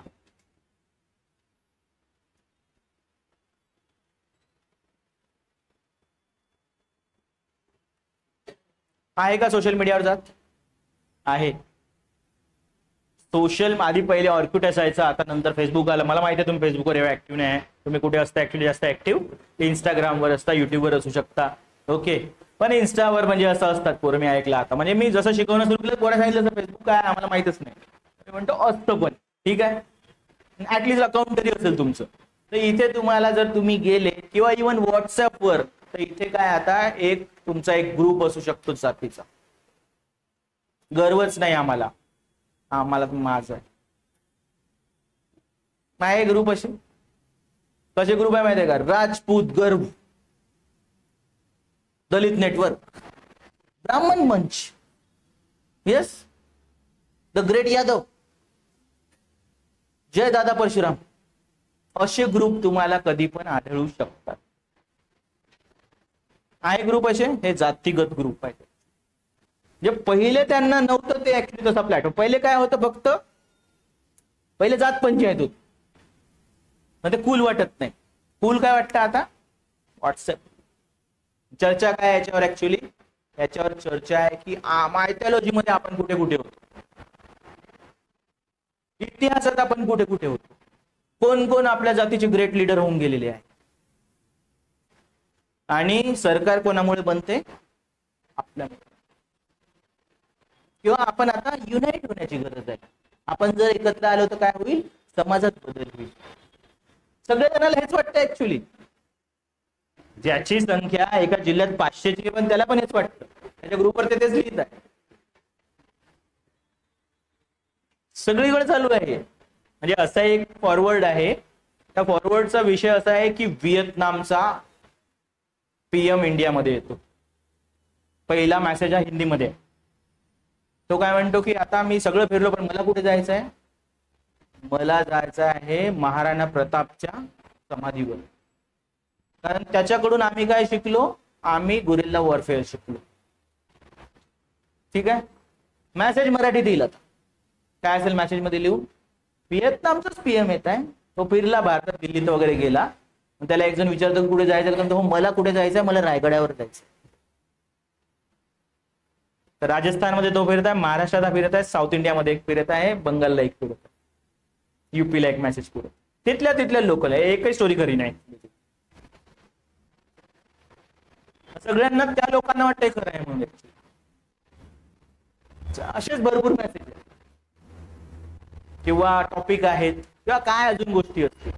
पण हे सगळ्या ठिकाणी काय तुम्हाला आता सोशल मीडियावर दिसून येऊ शकतो.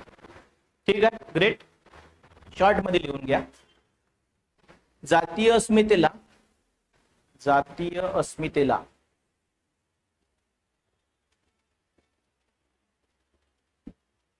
एक नवीन मंच मिळालेला आहे.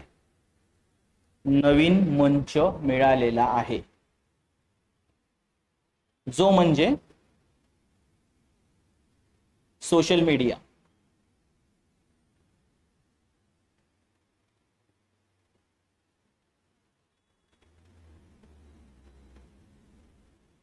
ज्यामध्ये विविध जातींचे ग्रुप बनवण्यात आलेले आहे.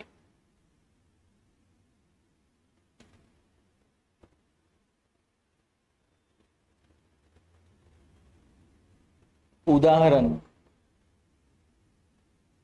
राजपूत गर्व,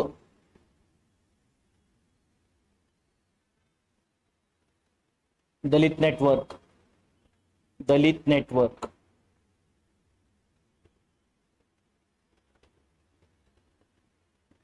ब्राह्मण एकता मंच,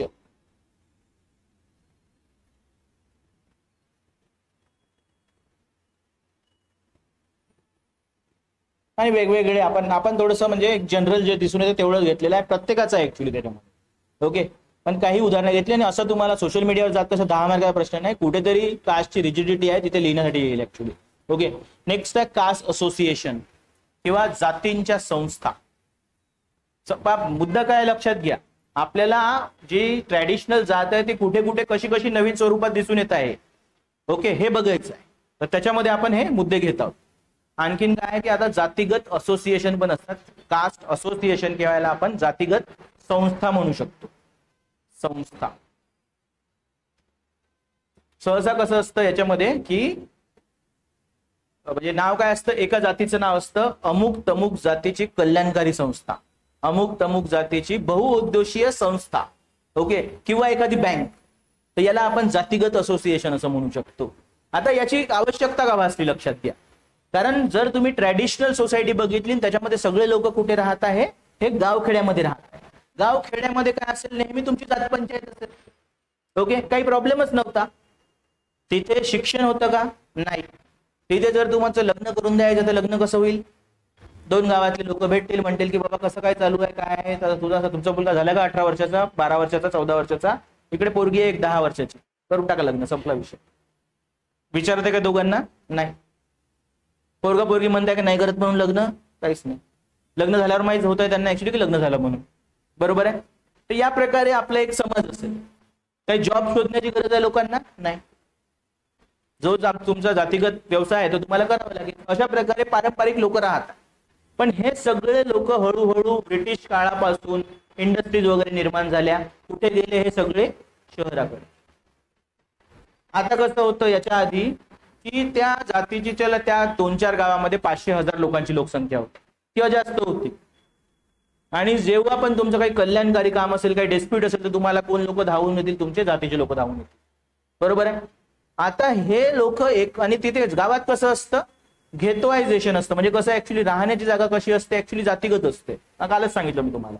सेंटरमध्ये डॉमिनंट लोक राहत आहेत किंवा प्रीस्ट राहत आहे, पुरोहित वर्ग राहत आहे, बाजूला बाकी अलुतेदार बलुतेदार राहत आहेत, गावाच्या बाहेर ऍक्च्युली हे अनुसूचित जातीचे लोक असतील ते असतील, बरोबर आहे. पण जवळ राहत आहेत म्हणजे एका जातीचे लोक. आता एका जातीचे लोक एका ठिकाणी राहू शकतात का शहरात, कधी कधी होऊ शकतं, पण मोस्ट ऑफ द वेळेस पॉसिबल नाही आहे. आता काय होईल, एक त्यांचे 4-5 घरं कुठे असतील, हडपसरला. 4-5 कुठे असतील, येस, औंधला. 4-5 कुठे असतील ऍक्च्युली, चिंचवडला. विखुरले गेले लोक आता विखुरले गेले. कुठे काही लोक राहत असतील एका ठिकाणी, ठाण्याला काही लोक राहतात, कुठे बदलापूरला राहतात, कुठे दादरला राहतात, कुठे नवी मुंबईला राहतात, बरोबर आहे. आता लोक विखुरले आहेत, पण आता गरजा पण बदललेल्या आहेत. मग अशा वेळेस युनिटी कशी राहील, अशा वेळेस युनिटी राहिली पाहिजे असं त्यांना वाटतं. मग काय करायचं, त्या जातीचं ऍक्च्युली ना एक संस्था बनवून घ्यायची.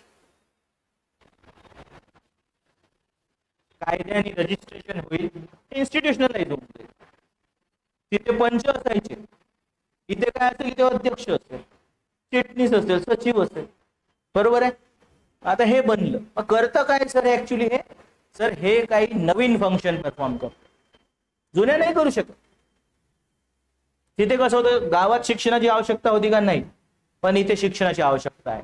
हे लोक का आले, हे होते 8वी 9वी पास 10वी पास, पण यांना चांगला पगार झाला काही वर्षांनी, यांचे मुलं शिकत आहेत, पण गायडन्स नाहीये. मग हे लोक काय म्हणणार की आपल्या मुलांना काय मिळालं पाहिजे, शिक्षणाचं गायडन्स मिळालं पाहिजे. मग आता काय करायचा, एक करिअर गायडन्स प्रोग्राम सुरू करायचा. कोणासाठी, 10वी 12वी पास मुलांसाठी, बरोबर आहे ना. असं होतं, असं होत असतं. मग त्या 10वी 12वी म्हणाल की काय काय बाबा, इंजिनिअरिंग करायचं आहे, इंजिनिअरिंग मध्ये एवढ्या गोष्टी असतात, मेडिकल करायचं आहे, किंवा मग फार्मसी करायचं आहे, किंवा D.Ed B.Ed करायचं आहे, किंवा मग पुढे चालून MBA करायचं आहे. या प्रकारचं गायडन्स द्यायला लागलं. इव्हन जॉब लागायला पण मदत करायला लागली. आणखीन काय करतात, नाही अरे आपल्या पोरांना काय करायचं, ऍक्च्युली लायब्ररी पाहिजे, लायब्ररी बन. आपल्या पोरांना आता हे पास झाले का, चांगले मार्क घेऊन आले, आपल्या पोरांचा काय करा, सत्कार करा. सहसा अशा ठिकाणी जाती शब्द नसतो, शब्द कुठला असतो माहिती आहे का, समाज. आपल्या समाजातील पोर, आपल्या समाजातील लोक. बरोबर आहे. झाली. आता नोकरी पण लागली. नोकरीनंतर आणखी महत्वाचे मुद्दे कुठले, लगीन. बरोबर आहे ना. पहिले कसं लागायचं लग्न, हे आहे बाबा 2 मुलं मुलगी करून टाक. आता होईल का तसं, नाही. आता पोरं शिकले, तुमचे पोरी पण शिकले, यांना म्हटलं गावाकडे आहे, करणार का कोणी, नाही. मग आता पण आता ते पॉसिबल आहे का ऍक्च्युली असं करणं, नाही. आणि विखुरले आहे लोक. मग आता प्रॉपर लोकांचा एक काय बनणार, बायोडेटा बनणार. तो बायोडेटाचा एक ऍक्च्युली असेंब्ली बनणार, कॅटलॉग बनेल पूर्ण. तो कॅटलॉग फिरतो इकडे तिकडे. अच्छा तुमचा पोरगा काय झाला ग्रुप बी पास, हे आपल्याकडे एवढ्या 50 बायोडेटा आहे. एकेकाला पाहणं पॉसिबल नाही. आता काय करायचं, आपण विवाह मेळावा भरूया. तुमची वेळ नाही आली अजून, ओके. मग त्या विवाह मेळाव्यामध्ये मग पूर्ण जे असेल मुंबईमधले, म्हणजे मुंबई, नवी मुंबई ऍटलिस्ट, किंवा ठाण्यामधले किंवा पुण्यामधले लोक एका ठिकाणी बोलवले जातील. कारण पहिले सारखं प्रॉब्लेम नाही होऊ शकत सॉल्व्ह, ते आता असं सॉल्व्ह करा, हे कार्य केले जातात. कळत आहे. मग त्या विवाह मेळाव्याचा वेगळा मुद्दा काय आहे की ते विवाह मेळावे भरून आणणे हे जातीगत संस्थेचे काम झालेले आहे. तुम्ही जर पोस्ट मिळाली ना, असं काही होणार नाही, मी तुम्हाला सांगतो. आरामात काम होईल तुमचं, फोन येईल तुम्हाला. म्हणजे असं होतं, तुम्हाला नाही आलं तर मी गॅरंटी नाही घेऊ शकत. म्हणजे असं समजून घ्या की तुमची चौकशी करण्यात आली आहे, तुम्ही तिथेच फेल झाले म्हणून, ओके. तर असं होणार नाही. पण म्हणजे सांगत आहे की असं होणं कधी मोठी पोस्ट असल्यावर नाही होत, पण एक मीडियम लेवलवर तुम्ही आहे ते हे होतं. पण जातीगत संस्था हे कामं करतात. कधी कधी जर तुमची जी जात आहे ती इन्फ्लुएन्शियल असेल, श्रीमंत असेल, तर मग पोरांसाठी काय चालवतं, ते हॉस्टेल चालवतं, मेसेज चालवतं, हे कामं त्यांना दिलेले. कधी कधी त्यांना वाटतं की आपले पोरं सुखी आहेत बाबा, तर मग याची जिंदगीच बरबाद करू. कसं, कॉम्पिटिटिव्ह एक्झामचे क्लासेस यांच्यासाठी. चला त्याचे पण मग हे करू, बोलवणार एक पुण्यातून एका शिक्षकाला, ते पण गायडन्स करू.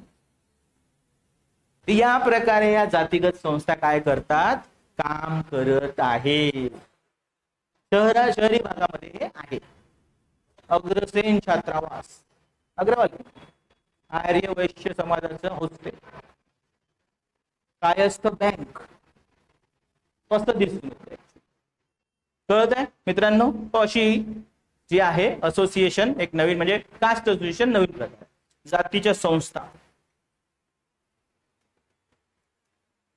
शहरी भागामध्ये मुद्दा समजला का मित्रा? हो, सोपा आहे तसा. सोपा आहे ना, की मी चांगलं सांगत आहे? हा ठीक आहे, तेच.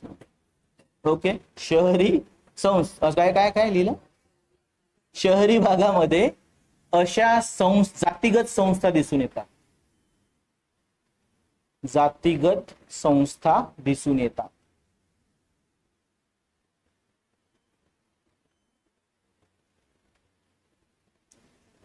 कायद्याने नोंदणीकृत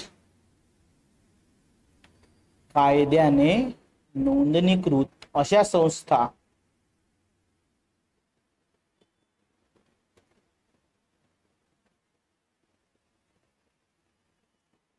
संस्था काही कल्याणकारी काम करतात, कल्याणकारी कामे करतात, कार्य करतात.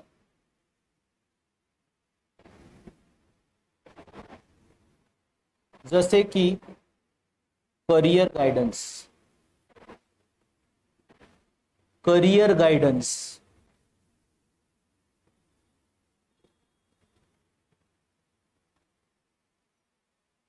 अभ्यासिका,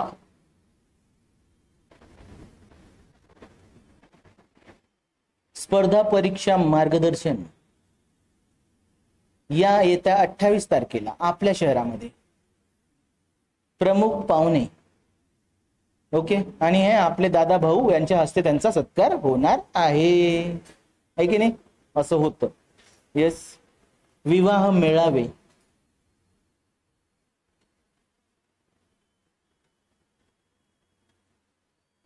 इत्यादी. ग्रेट. पुढे जायचं. असेच भारतामध्ये आणखीन काय असतात, जातीगत आधारित व्यावसायिक संघटना असतात. कसं की संघटना आहे कशी, ऑक्युपेशनल, याला म्हणजे कास्ट बेस्ड असोसिएशन म्हणून आपण, ट्रेडिंग असोसिएशन, हे व्यवसायामध्ये आहे, पण त्याच्यामध्ये नेहमी कोणाचं म्हणजे कोण असतात त्या व्यवसायामध्ये, त्या जातीचेच लोक असतात. काय म्हणण्यात येतं माहिती आहे का याच्यामध्ये, पहिलेपासून ती जात एकत्रच होती तशी, पण आता एकच काम करण्याऐवजी ते नंबर ऑफ बिझनेस मध्ये जातात. त्यांना एक कंपल्शन असतं की जर तुम्ही बिझनेस करत आहे, रॉ मटेरियल कुठून घ्यायचं, आपल्याच माणसाकडून घ्यायचं. विकायचं कोणाला, पहिले आपल्याच माणसाला विकायचं. आपल्या माणसाला काय द्यायचं, कन्सेशन द्यायचं. आणि नेहमी त्यांना एकत्र ठेवायचं. आपल्या माणसाला, नवीन माणसाला बिझनेस मध्ये आणायचं. हा आपला व्यक्ती आहे, हा कशात आलाय आता, इन्शुरन्स फील्ड मध्ये, याच्याकडून 100 लोकांनी आता काय काढले पाहिजे, इन्शुरन्स काढले पाहिजे. असं असतं. येस. आणि या असं माहितीये का, हे कुठे लॅक करतं माहितीये का, कुठे कमी आहे, फक्त महाराष्ट्रात कमी आहे, बाकी ठिकाणी नसतं. म्हणजे बाकी ठिकाणी त्या गोष्टी आहेत, महाराष्ट्रात नाहीये. मी त्याला चांगलं वाईट नाही म्हणताय, पण असं असतं. ओके. आणि याला काय म्हणतात माहितीये का, की म्हणजे एक कॉन्सेप्ट आहे सोशिओलॉजी मध्ये आणि एनसीईआरटी ला दिलेला आहे, की बाबा कॅपिटल काय असतं. कॅपिटल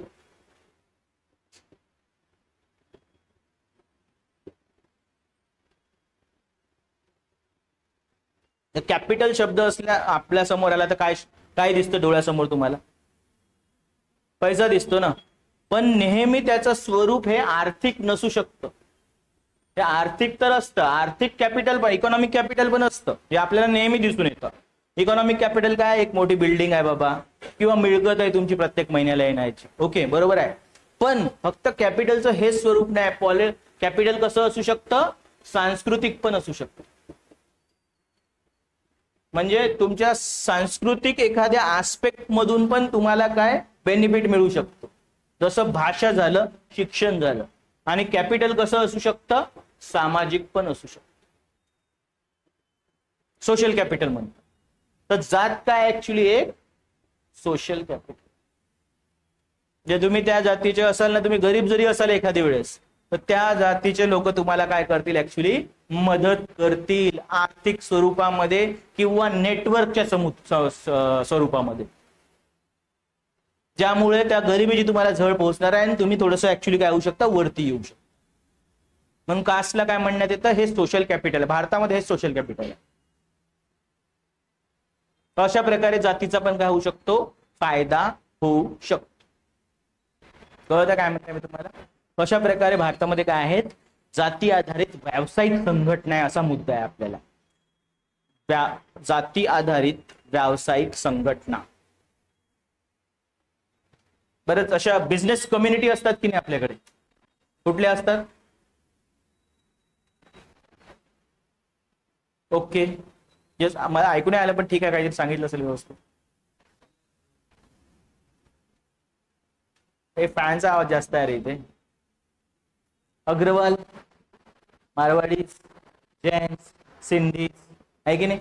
म्हणजे हे आपल्याला जे नाव माहिती आहे त्याच्याबद्दल बोलताय मी, पण अजून पण असतात ऍक्च्युली. ओके, तर या प्रकारे यांचं काय असते, नेटवर्क असतं जे एकामेकाला हेल्प करतात, एकामेकाला म्हणजे आपल्या कम्युनिटीच्या माणसाला हेल्प करतात. ओके, अशा प्रकारे जाती आधारित संघटना असतात. काही लिहिलं नाही ना. ओके, भारतामध्ये जाती आधारित व्यावसायिक संघटना असू शकतात. व्यावसायिक संघटना, ऑनलाईन बॅच, व्यावसायिक संघटना असू शकतात, ज्यामध्ये त्यांचे नेटवर्क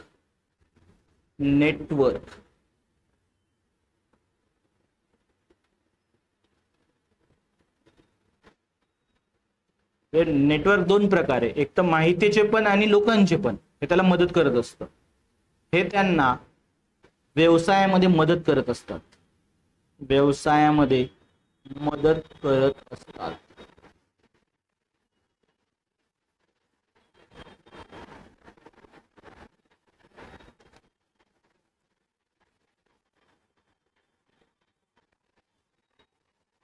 कधी कधी त्या संघटनेचे जाती संघटनेचे त्या व्यवसायावर प्रभुत्व असते, म्हणजे मोनोपोली. त्या व्यवसायावर प्रभुत्व असते.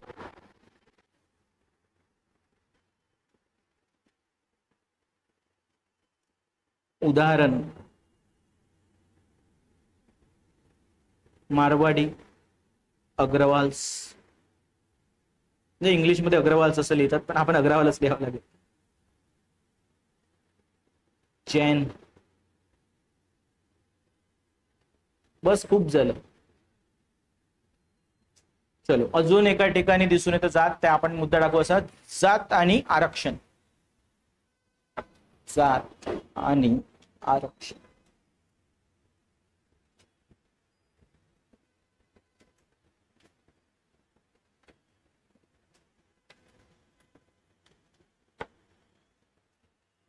आणि आरक्षण आहे असं सहसंबंध आहे. आणि आपण त्याच्याबद्दल नाही बोलत आहोत की बाबा 1950 ला SC/ST ना मिळालं, ते एक झाले विषय ऍक्च्युली. पण त्यानंतर पण खूप लोकांनी काय केली, डिमांड केली की आम्हाला काय पाहिजे बाबा, आरक्षण पाहिजे किंवा आरक्षण पाहिजेच. आणि त्याबद्दल मग तसं पॉलिटिक्स पण दिसून येतं आणि समाजामध्ये तसं ध्रुवीकरण पण दिसून येतं ऍक्च्युली. तो मुद्दा महत्वाचा. आणि कधी कधी काय होतं की जातीगत भावना नाही कधी कधी लोप पावत असते कुठे कुठे, पण आरक्षणाच्या मुद्द्यामुळे काय होतं ऍक्च्युली, तो ती जी भावना जी लोप पावत होती ती काय होतं ऍक्च्युली हळूच वरती येते असं दिसून येतं. आणि कधी कधी जे मिडल किंवा अप्पर आहेत म्हणजे आपल्या सोपान क्रमामध्ये, ते पण काय म्हणतात, आम्हाला काय पाहिजे आता, आरक्षण पाहिजे. आणि आता सगळे बेनिफिट मिळाले होते बघा. की तुम्ही कधी सत्यमेव जयते हा प्रोग्राम ऐकलाय का, आमिर खान?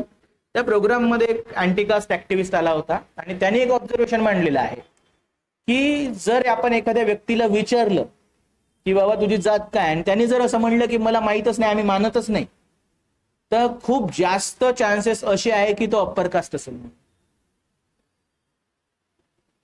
कारण काय आहे, कारण बघा कधीतरी प्रेस्टीज जी आहे, रिस्पेक्ट आहे, ते जातीसोबतच होते, पण आता ती कशासोबत येऊ शकते, तुमच्या वर्गासोबत पण येऊ शकते.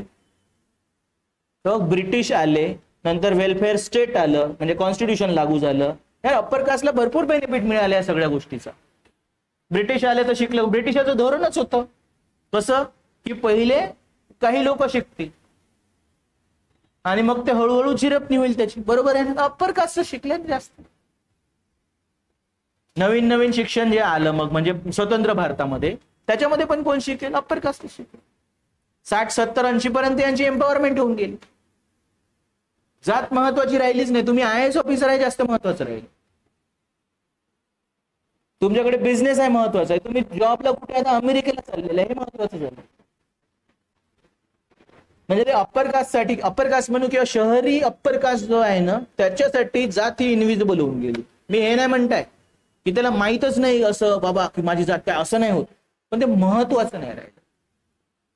एखादी व्यक्ती समजा डॉक्टर आहे, तर त्यासाठी आता लग्नाचा महत्वाचा विषय काय की डॉक्टर सोबत लग्न झालं.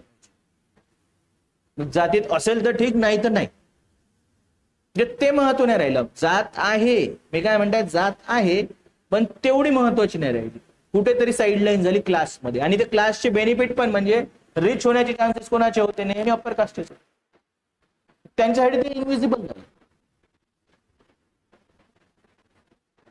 मग असंच हळूहळू सगळ्यांसोबत होऊ शकलं असतं, पण मधातच लोकांना काय वाटतं की मला काय मिळालं पाहिजे, म्हणजे खूप डिमांड आहे भारतभर ऍक्च्युली, वेगवेगळ्या डिमांड आहे. महाराष्ट्रात डिमांड आहे माहिती आहे तुम्हाला. मराठ्यांचं म्हणणं आहे की आत्ताच मी तुम्हाला 8 फीचर सांगितले त्यांचे, प्रभुत्वशाली कम्युनिटीचे काय असतात, पण काय पाहिजे, रिझर्वेशन पाहिजे. पहिले काय पाहिजे होतं, स्वतंत्र मराठा रिझर्वेशनच पाहिजे. आता कशातून पाहिजे, ओबीसी म्हणून. का नाही भेटत आहे,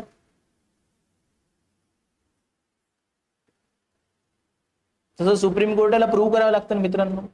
फक्त आपण म्हटलं इथे हे पाहिजे तर होणार का, नाही. गव्हर्नमेंट ऑफ महाराष्ट्र हा अडसर नाहीये, लक्षात घ्या. सुप्रीम कोर्टाचा ऍक्च्युली त्याला विरोध आहे.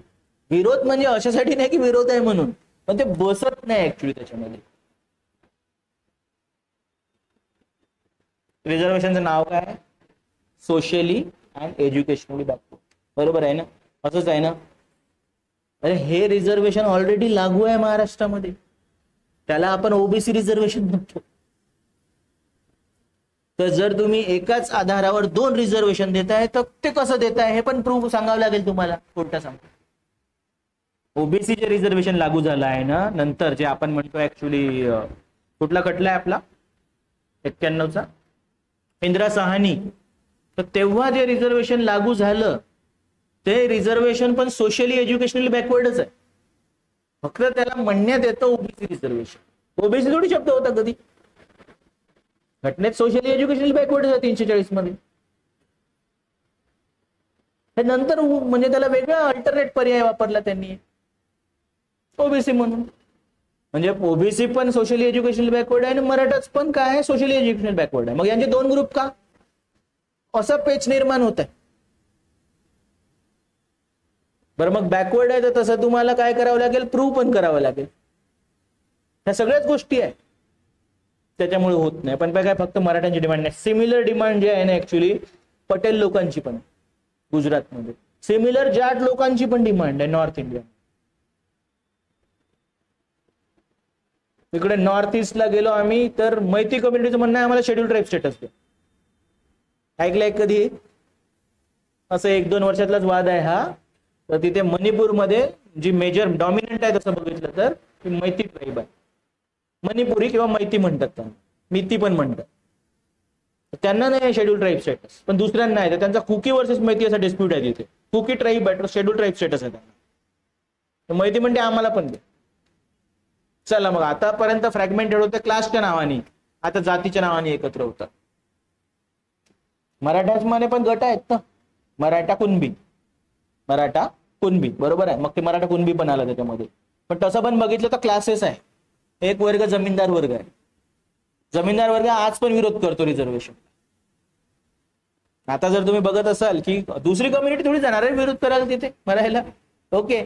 नेहमी विरोध कोणी केलेला आहे याला, मराठा कम्युनिटीमध्ये जे जमीनदार लोक आहेत त्यांनीच केलेला. मग जमीनदार वर्ग सोडून दुसरा वर्ग आहे तो नोकरदार वर्ग आहे, ते गव्हर्नमेंट किंवा प्रायव्हेट जॉब मध्ये. तिसरा वर्ग कुठला? शेतकरी वर्ग आहे. जास्त डिमांड कोणाची आहे? शेतकरी वर्गाची आहे. ते बरोबर आहे ना, शेतीमध्ये ते राहिलं नाही पहिल्यासारखं, त्यांची डिमांड आहे. ते पहिलेपासून म्हणताय, म्हणजे ते 90च्या नंतर पण म्हणत होते. आणि 90 नंतर का? कारण लक्षात घ्या एलपीजी पॉलिसी लागू झाली, नोकऱ्या पण वाढल्या प्रायव्हेट सेक्टरमध्ये, शेतीचं पण नुकसान सुरू झालं ऍट अ टाइम.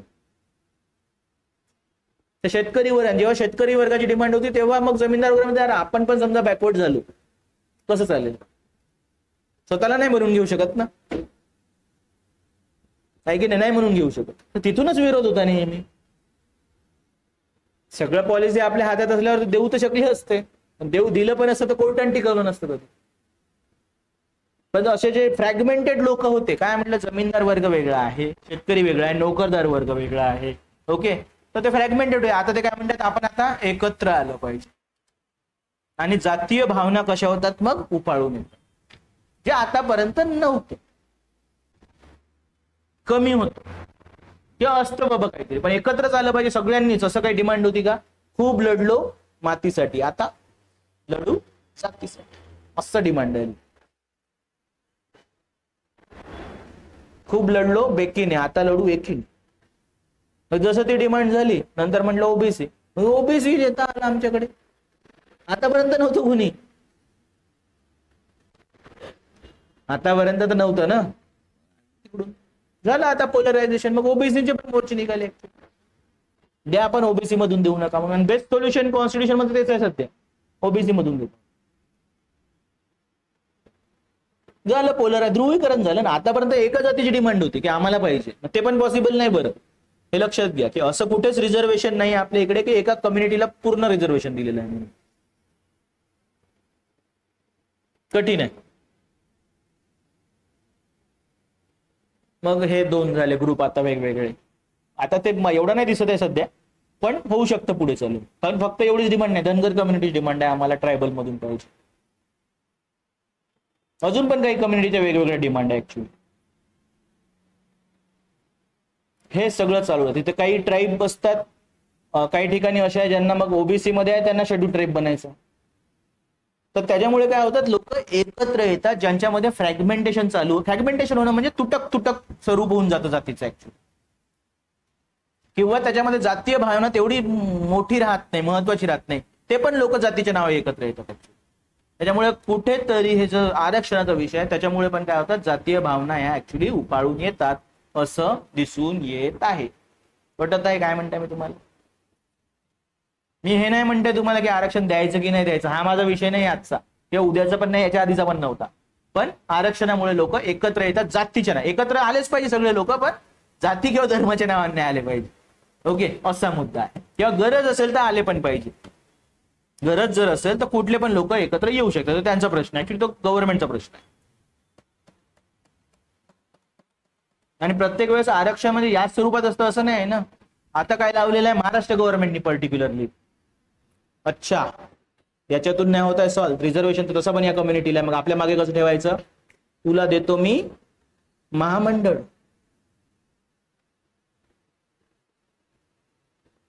पहिले म्हणजे कॅटेगरी वाईज महामंडळ होते, आता जाती वाईज महामंडळ मिळत आहे आपल्या इकडे.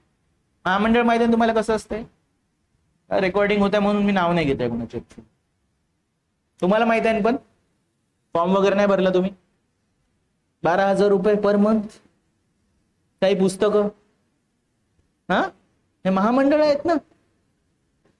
नवीन नवीन महामंडळ बनत राहतात. या 2 महिन्यामध्ये 2 महामंडळ डिक्लेअर केल्या महाराष्ट्राने, जाती आधारित, एकच जातीसाठी दिलेलं. झाले ते लोक गव्हर्नमेंटचे फॅन आता 5-10 वर्षासाठी. ऑलरेडी रिझर्वेशन आहे त्या कम्युनिटीला, असं काही प्रॉब्लेम नाही आहे त्यांच्या लाईफमध्ये विशेष. पण जर त्यांना वेगळं दिलं तर गव्हर्नमेंट एका वेगळ्या पार्टीला सपोर्ट करेल असं त्यांना वाटतं.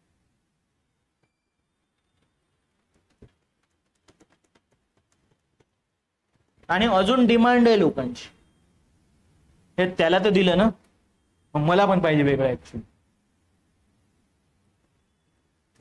अशा प्रकारे कामं चालू आहे, कळत आहे. महामंडळाचं पॉलिटिक्स नाही घेतलं कारण तू पुस्तकातच नाही एंटर झालं अजून. ओके, पण असं एक पॉलिटिक्स आपल्याकडे आहे, जात आणि आरक्षण.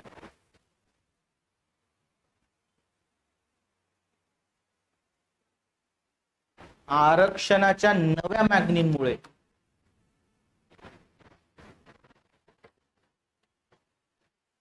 कोणाच्या भावना वगैरे तर हर्ट नाही झाल्या ना, नाही ना. ओके, आरक्षणाच्या नव्या मागणींमुळे जातीगत राजकारण किंवा अस्मिता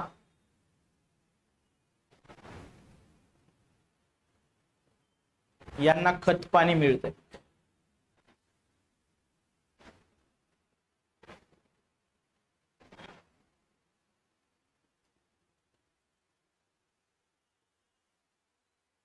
उदाहरण, काही प्रबळ जाती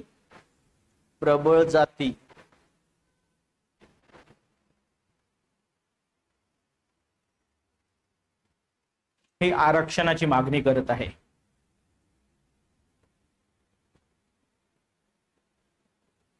जसे गुजरातचे पटेल,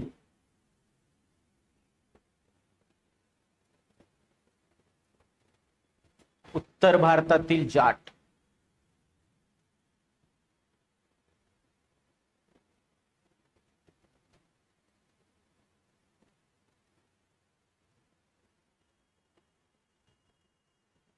त्यामुळे हे पण एक नवीन ऍक्च्युली मुद्दा येत आहे आपल्या इकडे. चलो नेक्स्ट मुद्दा घ्यायचा आणखीन. थोडं समजून घ्यावं लागेल. शब्द नाही आहे करण्याचा. ओके, शब्द कसा आहे, जातीचे खेतोकरण किंवा म्हणतात त्याला इंग्लिशमध्ये घेतोआयझेशन ऑफ कास्ट.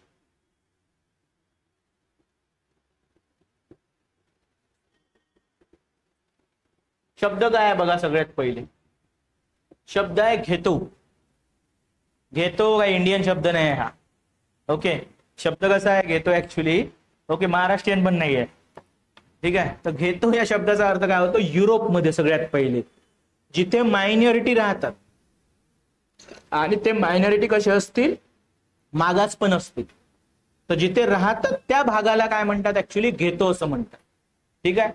नंतर हेच घेतो तुम्हाला कुठे दिसून येतील, अमेरिकेमध्ये. पण जिथे कोण राहतात, एक तर आफ्रिकन अमेरिकन लोक, म्हणजे कुठले लोक, काळे लोक जे तुम्ही म्हणता, तिथे काळे म्हणता येत नाही हे लक्षात ठेवा. आफ्रिकन अमेरिकन म्हणावं लागेल. काळं म्हटलं तर दॅट इज कन्सिडर्ड एज भेदभाव. ओके. आणि दुसरे लोक म्हणजे ज्यूइश लोक जे राहायचे तिथे, तर त्याला म्हणायचे घेतो. तर जेव्हा कम्युनिटी वाईज असं राहणं असतं, वास्तव्य असतं, त्याला म्हणतात घेतोकरण, घेतोआयझेशन. मग आता आपण येऊ भारतामध्ये. तर पहिलेपासून भारतामध्ये घेतोच आहे. कसे म्हणजे कम्युनिटी वाईज लोक राहतात ना रे. मी काय सांगितलं तुम्हाला, सेंटरमध्ये कोण राहील गावाच्या, एक तर प्रबळ जात राहील, नाही तर पुरोहित वर्ग राहील, किंवा दोघंही राहतील. आजूबाजूला बाकी अलुतेदार बलुतेदार राहतील, आणि गावाच्या बाहेर कोण राहील, शेड्यूल कास्ट राहील. बरोबर आहे. मग काही लोक आले आणि काही लोकांचे अनुभव होते युरोपमध्ये, अमेरिकेमध्ये, की जसं बाबा इकॉनॉमिक डेव्हलपमेंट होईल, शिक्षण वाढेल आणि शहरीकरण होईल, तर हे राहणार नाही. बरोबर आहे. पण काय झालं, इंडियामध्ये झालं शहरीकरण काही प्रमाणात, तर हे म्हणजे बरोबर पण ठरलं की घेतोकरण नाही राहिलं. पण तरी पण शहराच्या काही भागामध्ये तुम्हाला काय दिसून येतात, घेतोच दिसूनच येतात. पर्टिक्युलरली काही धार्मिक गटांमध्ये आणि काही जाती गटांमध्ये. आपला मुद्दा आज जातीचा आहे. धार्मिक गटामध्ये म्हटलं, जर तुम्ही म्हटलं की हे नगर कुठलं आहे, हे जर या नगरचं नाव आहे ख्वाजा गरीब नवाज नगर, मुस्लिम लोक आहे. मोहम्मद अली रोड, मुस्लिम. शहराचा भाग आहे मोठा, जिथे घेतोच नसणार असं आपण म्हटलं होतं, तिथे पण घेतोच दिसून नसायला पाहिजे होते, पण दिसून येतं. सिमिलरली शेड्यूल कास्ट आणि शेड्यूल ट्राईब ही पॉप्युलेशन कधी कधी कॉन्सन्ट्रेशन शहरामध्ये तुम्हाला जास्त दिसून येऊ शकतं. आहे असं समतानगर आहे ना, एसटीची पॉप्युलेशन असू, एसटी असू शकतं, असं वेगळं नाही पण सोबत असतात.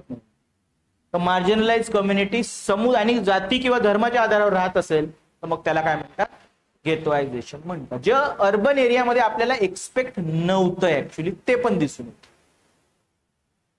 कळला मुद्दा काय म्हटलं मी तुम्हाला? येस, गेटोआयझेशन, घेतोकरण.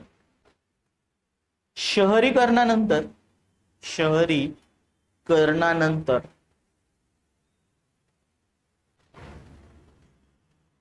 आणि असं नाही की हेच आहे म्हणून, मग बाकी जो भाग आहे तो मिक्स आहे. ओके, बाकी जो भाग आहे तो कसा आहे, तो मिक्स आहे. पण तरी पण काही ठिकाणी तुम्हाला घेतो. शहरीकरणानंतर समुदाय आधारित वस्त्या राहणार नाही असे अपेक्षित होते.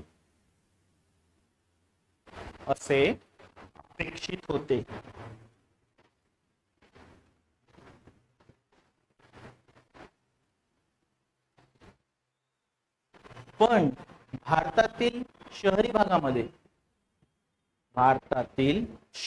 भागामध्ये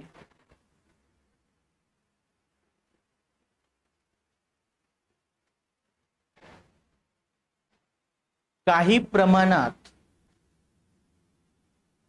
अशा वस्त्या किंवा घेतो म्हणजे वस्त्या हा शब्द येऊ शकतो, वस्त्या किंवा घेतो दिसून येतात.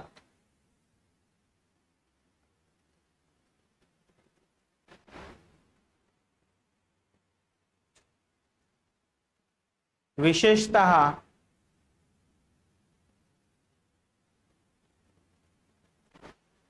अनुसूचित जाती जमाती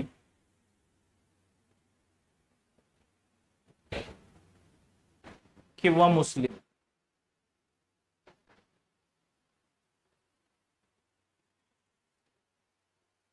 आणि हे फक्त इथे थांबत नाही. एकदा हे याला काय म्हणतात ऍक्च्युली, म्हणजे असं सॅग्रिगेशन म्हणतात, म्हणजे वेगळे काढलं ऍक्च्युली, विलगीकरण म्हणतात ऍक्च्युली. आणि इथे राहतात म्हणून बाबा म्हणजे संपला प्रश्न असं नाहीये. याच्यानंतर पुन्हा डिस्क्रिमिनेशन सुरू होतं. या आधारावर नाही येतं की तुम्ही कुठल्या कम्युनिटीचे आहे म्हणून, या आधारावर तुम्ही कुठे राहता म्हणून.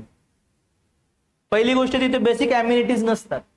शहराच्या दुसऱ्या भागामध्ये ज्या अम्युनिटीज आहे, चांगलं शिक्षण आहे, चांगले रस्ते आहे, वेळेवर पाणी येतं, इलेक्ट्रिसिटी आहे, ते इथे नसतं. म्हणून पुन्हा मार्जिनलायझेशन होतं. स्लम एरिया आहे मित्र, कसा एरिया आहे हा, मार्जिनलायझेशन आहे, स्लम एरिया आहे. तर त्यामुळे तिथे ज्या बेसिक गोष्टी पाहिजे त्या तेवढ्या अवेलेबल नसतात as compare to other part of. आणि मग यांना शेमिंग म्हणजे असं ऍक्च्युली अपमानास्पद वागणूक पण असू शकते. कुठून आलाय? अच्छा, तू कुठे राहतो? पुण्यात राहतो. ओके, कुठे आलाय? या एरियात राहतो सर. तर इथून भेदभावपूर्ण वागणूक किंवा अपमानास्पद वागणूक सुरू होऊ शकते. शाळेत पण असू शकतं, कामाच्या पण ठिकाणी असू शकतं. त्यामुळे काय होतं की तो भेदभाव कंटिन्यू आहे किंवा भेदभाव आहे म्हणून घेतोच आहे असं आपल्या लक्षात येतं. कळत आहे? अशा प्रकारे हा एक मुद्दा आणखीन आहे. ठीक आहे, पुढे जायचं आणखीन. चलो, जातीचे बदललेले स्वरूप. जातीचे किती मुद्दे झाले आपले? असे 8 झाले, भरपूर आहे. जातीचे बदललेले स्वरूप.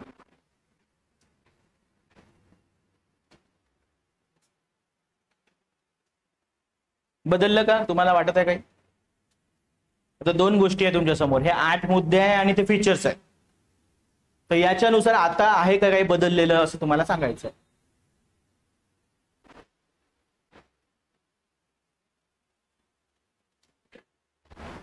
खंडात्मक विभागणी तर आहे की नाही? खंडात्मक विभागणी काय आहे? आहेच, त्याच्यामध्ये काही वाद नाही आहे. फक्त दुसऱ्या गोष्टीत काय बदल झाला का? सोपानक्रम. सोपानक्रम जो लिहिला होता तसाच आहे सर त्याच्यामध्ये, पण समाजामध्ये बदललेला आहे. प्रॅक्टिकलिटी मध्ये कसं सर? सहसा प्रत्येक वेळेस असा अप्पर कास्ट येऊन तुम्हाला म्हणेल की मी कोण आहे? मी तर अप्पर आहे, असं नाही होणार. तो म्हणेल की मी या जातीचा आहे बाबा, पण मी श्रेष्ठ आहे मी असं म्हणजे बोलत तर नाही, पहिली गोष्ट. ओके, आणि जेव्हा स्वतःला, आणि तो असेल जरी समजून घ्या, समजत पण बोलणार नाही किंवा नाही समजत आहे असे पण लोक आहे स्वतःला. ठीक आहे. आणि दुसरी गोष्ट म्हणजे विरोध खालून पण होत आहे.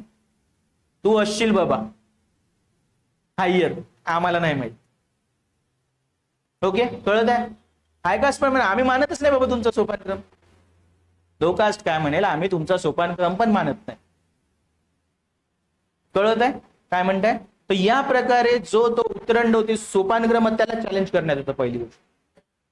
हा, वेगळेपणा आहे बाबा, ही वेगवेगळे खंडात्मक विभागणी आहे, वेगवेगळे लोक आहे, याच्यात फरक आहे. पण त्या वेगवेगळ्या लोकांना आपण कसं केलं होतं? श्रेष्ठ कनिष्ठतेच्या याच्यात केलेलं होतं. आता वेगळेपण आहे, खंडात्मक विभागणी आहे, पण तू बाबा उच्च आहे आणि हा कमी आहे. कमीवाला स्वतःला कमी मानत नाही आणि दुसऱ्याला उच्च मानत नाही, आणि उच्च जो आहे त्याला आपण म्हणत होतो पहिले एका प्रकारे, तो म्हणत नाही की मी उच्च आहे म्हणून, किंवा तसं म्हणणं चुकीचं असतं असं म्हणण्यात येतं. त्याच्यामुळे सोपानक्रमाला थोडं चॅलेंज निर्माण झालेलं आहे. सोपानक्रम जो आहे त्याला थोडं चॅलेंज निर्माण झालेला आहे. मी म्हणतो असं नाही म्हणतो की ते विस्कळीत झालं म्हणून सर, आहेच नाही असं नाही, पण आव्हान निर्माण झालेलं आहे असा मुद्दा आहे.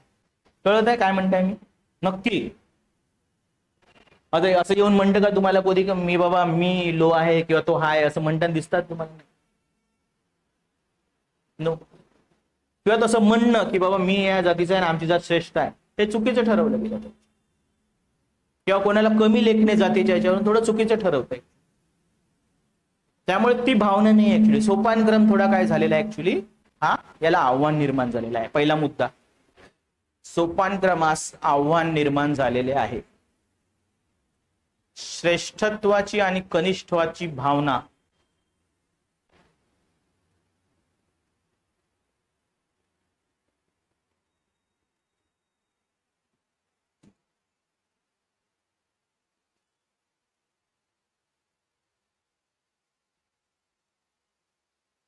कमी होत आहे.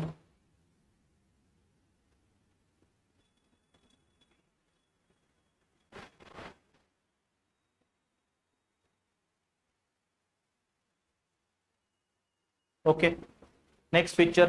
हा, सेकंड सिंपल मध्ये आहे, तुम्ही लक्षात घ्या.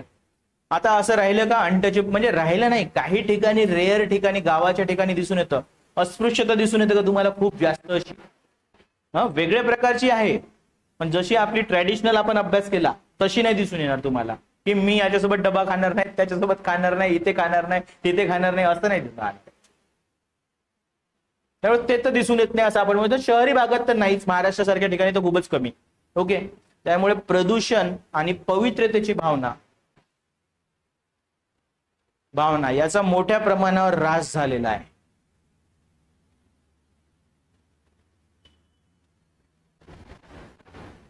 ऱ्हास झालेला आहे. थर्ड मुद्दा, ऱ्हास झालेला आहे. थर्ड, व्यक्तीला रिस्पेक्ट नाही. रिस्पेक्ट कोणाला मिळेल? जातीला. तसं पण नाही राहिलं आता. फक्त एका जातीचे व्यक्ती लोक रिस्पेक्ट नाही करत. सोबत काय पाहिजे? तुमचं शिक्षण पाहिजे, तुमची अचीवमेंट पाहिजे. आणि हे करून पण तुम्ही जर वाईट असाल तर लोक रिस्पेक्ट करणार. तर तुमचं काय पाहिजे? एक प्रकारे चांगली व्यक्ती म्हणून पण महत्व मिळू शकतं. जातीऐवजी वर्ग, जातीऐवजी वर्ग, शिक्षण, व्यक्तिमत्व, व्यक्तिमत्व यांना महत्व आलेले आहे. महत्व आलेले आहे. तसेच मान सन्मानही मिळू शकतो.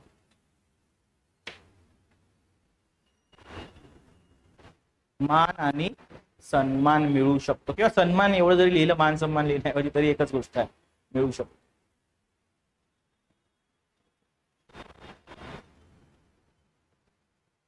ओके.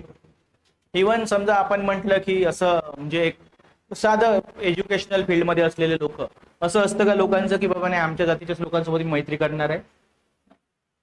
कोण फ्रेंड असतात आपले? जे आपले समविचारिक असतात. ऍक्च्युली ते तू करताय का प्रिपरेशन एमपीएससीचा, तुम्हाला मित्र आहे, बरोबर आहे. किंवा मी मेडिकल फील्डला आहे तर मेडिकलच्या फील्ड, मी कुठल्या इंजिनिअरच्या फील्डला आहे तर ऍक्च्युली तिथले मित्र असतात ऍक्च्युली. तर तो विचार थोडा गळून पडलेला आहे. ओके. आणि माहित आहे का पहिले कसं होतं की जातीसोबत ना आता रिच्युअल स्पिअर म्हणजे कसं माहित आहे का, की धार्मिक स्वरूप होतं. जातीच्या काही कशा स्वरूप असू शकतात, हे एक स्वरूप याचं कसं असतं, धार्मिक असतं. किंवा याला की नाही इंग्लिशमध्ये रिच्युअल असा शब्द आहे. म्हणजे या जातीच्या लोकांनी असं असं पाळलं पाहिजे, तसं तसं पाळलं पाहिजे. पण जातीचं आणखीन स्वरूप कसं असतं ऍक्च्युली, एक आर्थिक स्वरूप म्हणू शकतो किंवा ऐहिक स्वरूप म्हणू शकतो आपण, की कुठला व्यवसाय केला पाहिजे, हे ऐहिक स्वरूप आहे. ओके. तर आता प्रत्येक जातीला की नाही आहे तो म्हणजे त्याचा, पण त्याला हे गोष्ट नाही पाहिजे. त्याला काय पाहिजे? हे पाहिजे. ऐहिक डिमांड आहे त्यांच्या. कसं आहे? ऐहिक समजतं का पण तुम्हाला? आर्थिक म्हणू शकतो आपण, मटेरियलिस्टिक म्हणू शकतो. ओके. काय म्हटलं मी तुम्हाला? एक जात कुठली पण असेल, ओके, तर त्याची एक बाजू कशी असते? धार्मिक, म्हणजे की त्यांनी त्यांनी पूजा केली पाहिजे की नाही केली पाहिजे, की त्यांनी मंदिरात गेलं पाहिजे की नाही गेलं पाहिजे, काय रिच्युअल्स फॉलो केले पाहिजे, टिळा लावला की नाही पाहिजे, हातात काय घातलं पाहिजे, असं एक स्वरूप असतं प्रथागत. पण त्याला नेहमी दुसरी पण बाजू असतं, ती इकॉनॉमिक असू शकते किंवा नॉन धार्मिक म्हणजे अधार्मिक असू शकते. त्याच्यामध्ये त्याचा व्यवसाय येऊ शकतो. तेव्हा तर व्यवसायच होता, पण आता व्यवसायासोबत शिक्षण पण आले. आता ज्या पण जातीच्या डिमांड तुम्ही बघत आहेत ना, त्या कशा आहेत? या प्रकारच्या आहेत. कुठलीच जात असं नाही म्हणतं की आम्हाला धार्मिकरित्या काहीतरी महत्व द्या म्हणून. आम्हाला काय पाहिजे? आम्हाला पाहिजे शिक्षण, आम्हाला काय पाहिजे? नोकऱ्या, आम्हाला काय पाहिजे? व्यवसाय. तर जातीच्या या दोन स्वरूपामध्ये ऐहिक स्वरूप तुम्हाला जास्त दिसून येत आहे. मग आम्हाला पाहिजे, त्याला पण पाहिजे. मग दोघांमध्ये काय असू शकते? कधी कधी स्पर्धा पण असू शकते. तर एका प्रकारे जाती जातीमध्ये काय दिसून येत आहे? पहिले काय होतं? पहिलेच डिसाईड होतं की हा उच्च आहे, हा कमी आहे, हा कमी आहे. आता काय झालं? हे उतरण राहिली नाही, असं झालं. तर आता लोक स्पर्धेमध्ये आहेत एकामेकांना. कशाची स्पर्धा आहे सर? जास्तीत जास्त बेनिफिट घेण्याची स्पर्धा आहे गव्हर्नमेंट कडून. शिक्षण, नोकऱ्या, व्यवसाय, महामंडळ. ओके. असं चालू आहे. बघितलं ना? Maratha versus OBC, Kuki versus Meitei, हे दिसून आलं. अजून पण लोक असतात. अशी स्पर्धा सुरू आहे. जातीच्या दोन प्रमुख बाजू आहेत. इथे लिहा धार्मिक, इथे लिहा ऐहिक. धार्मिक मध्ये लिहा प्रथा परंपरा.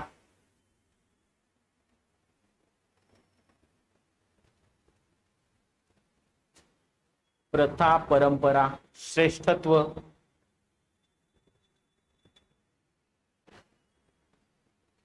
दुसरी बाजू कशी आहे, ऐहिक, किंवा ज्या धार्मिक नाहीत अशा गोष्टी.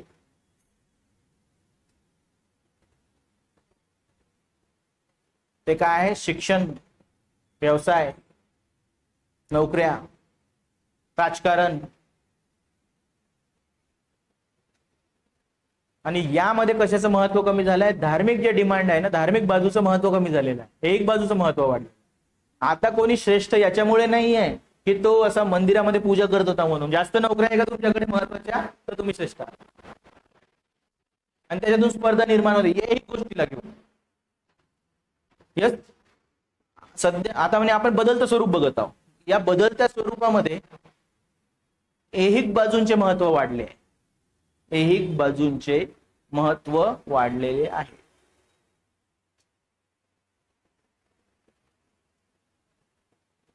पहिले म्हणजे जेव्हा डिमांड होती सगळं, म्हणजे हे म्हणजे जातीभेदात वगैरे सगळ्या गोष्टी सुरू झाल्या, तर कशावर भर होती, सहभोजन झालं पाहिजे आणि मंदिरात प्रवेश मिळाला पाहिजे. बरोबर आहे ना. आता स्वतः लोक म्हणतात नाही जायचं आम्हाला, ऍक्च्युली आता एंट्री आहे, काय म्हणता आम्ही नाही जात. आम्हाला काय पाहिजे, आम्हाला शिक्षण, आम्हाला काय पाहिजे, नोकऱ्या पाहिजे, राजकारणामध्ये सीट्स पाहिजे, जास्त चांगले लोक आमचे रिप्रेझेंटेटिव्ह असले पाहिजे, आमचे IAS अधिकारी असले पाहिजे, आमचे MPSC मध्ये अधिकारी असले पाहिजे. त्यासाठी प्रयत्न आहे. स्पर्धा आहे तशी वेगवेगळ्या जातींमध्ये, तर स्पर्धा झालेली आहे आता जातींमध्ये वेगवेगळ्या फील्डमध्ये. कळत आहे, तर असं स्वरूप बदल. तरी एक मुद्दा राहिला, 9 नंबरचा मुद्दा घ्यायला पाहिजे होता, तर तो आता लिहू आपण. स्वरूप समजलं कसं बदलत आहे. अजून 1-2 मुद्दे आपण घेऊ शकतो. इव्हन आपण विवाह विषयक ज्या गोष्टी आहेत, नियम कुठला होता, इंडोगॅमीचा. 5% लोक, मी काय म्हटलं तुम्हाला, आता इंटरकास्ट मॅरेज करतात. जास्त पण करू शकले असते, नाही झालं. आणि हे प्रमाण कसं होईल, ऍक्च्युली आता वाढत जाईल जसं वैचारिक बदल असतो. ओके. आणखीन एक मुद्दा आहे आपल्याकडे जो पहिल्या याच्यात घ्यायला पाहिजे होता आपण, ते आहे जातीचे संस्कृतीकरण. संस्कृतीकरण इथे पण लिहिलं चालेल, काही प्रॉब्लेम, कन्फ्युजन नाही होणार. संस्कृतीकरण याच्यामध्ये सगळ्यात पहिले काय होतं माहित आहे का, की जाती शब्दच नाही वापरला जात. बरं नाही वाटत, जात हा शब्द वापरलाच नाही जात असं म्हणणं. पहिले कसं होतं, सगळे लोक एका ठिकाणीच राहायचे, एका गावामध्ये एवढे वर्षानुवर्ष, एकामेकाची जात माहीत असायची. बरोबर आहे. मग लोक थोडे मायग्रेट व्हायला लागले, नोकऱ्या, अर्बनायझेशन, इंडस्ट्रियलायझेशन मुळे. तेव्हा लोक मग सरळ सरळ विचारायचे की तुम्ही कुठल्या जातीचे आहे. बरोबर आहे. ओके. पुढे चालून हे वाईट ठरवण्यात आलं असं विचारणं. मग लोक कसे विचारायला लागले की तुमचे हे जे आडनावाचे आहे तुमचे काही नातेवाईक आहेत का, या प्रकारे गेस करायला लागले ऍक्च्युली. किंवा तसं विचारू नका जात काय विचारायचं, तुम्ही कुठल्या समाजाच्या. जात शब्द वापरत नाही, ते तिथेच आहे, लक्षात घ्या. पण शब्द कुठला आला, हे आमच्या समाजाचे आहेत, हे आमच्या समाजाचे लोक आहेत, आपल्या समाजाचा अधिकारी आहे, जातीचं नाही म्हणत. आणि आता जात हा हरारकी राहिली नाही, म्हणजे उतरण राहिली नाही, हा डिफरन्स राहिलेला आहे, की वेगवेगळे लोक आहेत, श्रेष्ठ कनिष्ठ नाही. हा मुद्दा आपण आधी पण घेतलेला आहे. ती भावना गळून पडली. जातीऐवजी काय शब्द आला, समाज शब्द, असं पण दिसून येते आपल्याला. आणि या जातींच्या आता काय असतात, संस्था असतात स्वतःच्या. ते पण मुद्दा घेतलाय आपल्याला. आणि या तिघांना मिळून काय म्हणतो आपण, यस, जातीचे आपण ऍक्च्युली काय म्हणतो, तर संस्कृतीकरण असं म्हणतो. संस्कृती आहे बाबा. कसं मग हे संस्कृती, असं नाही म्हणणार लोक काही, म्हणजे आहे जात, पण काय म्हणणार, अरे तुमच्या समाजामध्ये की नाही लोक खूप शिकतात. संस्कृती बघा कशी, संस्कृती फक्त धार्मिकच नाही तर कशी ऐहिक पण आहे. तुमच्या समाजामध्ये शिक्षणाचं महत्व आहे, तुमच्या समाजामध्ये व्यवसायाचं महत्व आहे, तुमच्या समाजामध्ये नॉनव्हेज खात नाही, किंवा तुमच्या समाजामध्ये खूप नॉनव्हेज खातात. धार्मिक आला प्रथागत, परंपरागत. तर फक्त असा संस्कृतीचा डिफरन्स आहे, असं असतं. श्रेष्ठ कनिष्ठत्व नसतं. याला म्हणतात जातीचे संस्कृतीकरण. कळत आहे मुद्दा, जातीचे संस्कृतीकरण किंवा कल्चरायझेशन ऑफ कास्ट म्हणतात इंग्लिश मध्ये याला.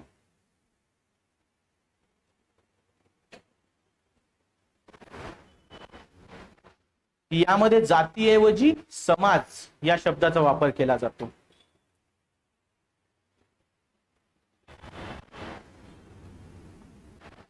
सोपानक्रमाचे महत्व कमी असते.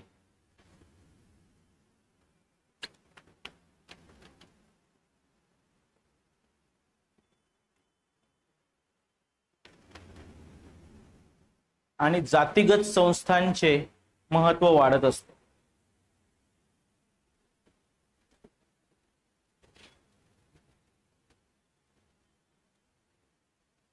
जातीगत संस्था यांचे महत्व वाढते. तर हा पण एक मुद्दा आहे. नेक्स्ट झालं, म्हणजे जातीचे जे मुद्दे होते संपले.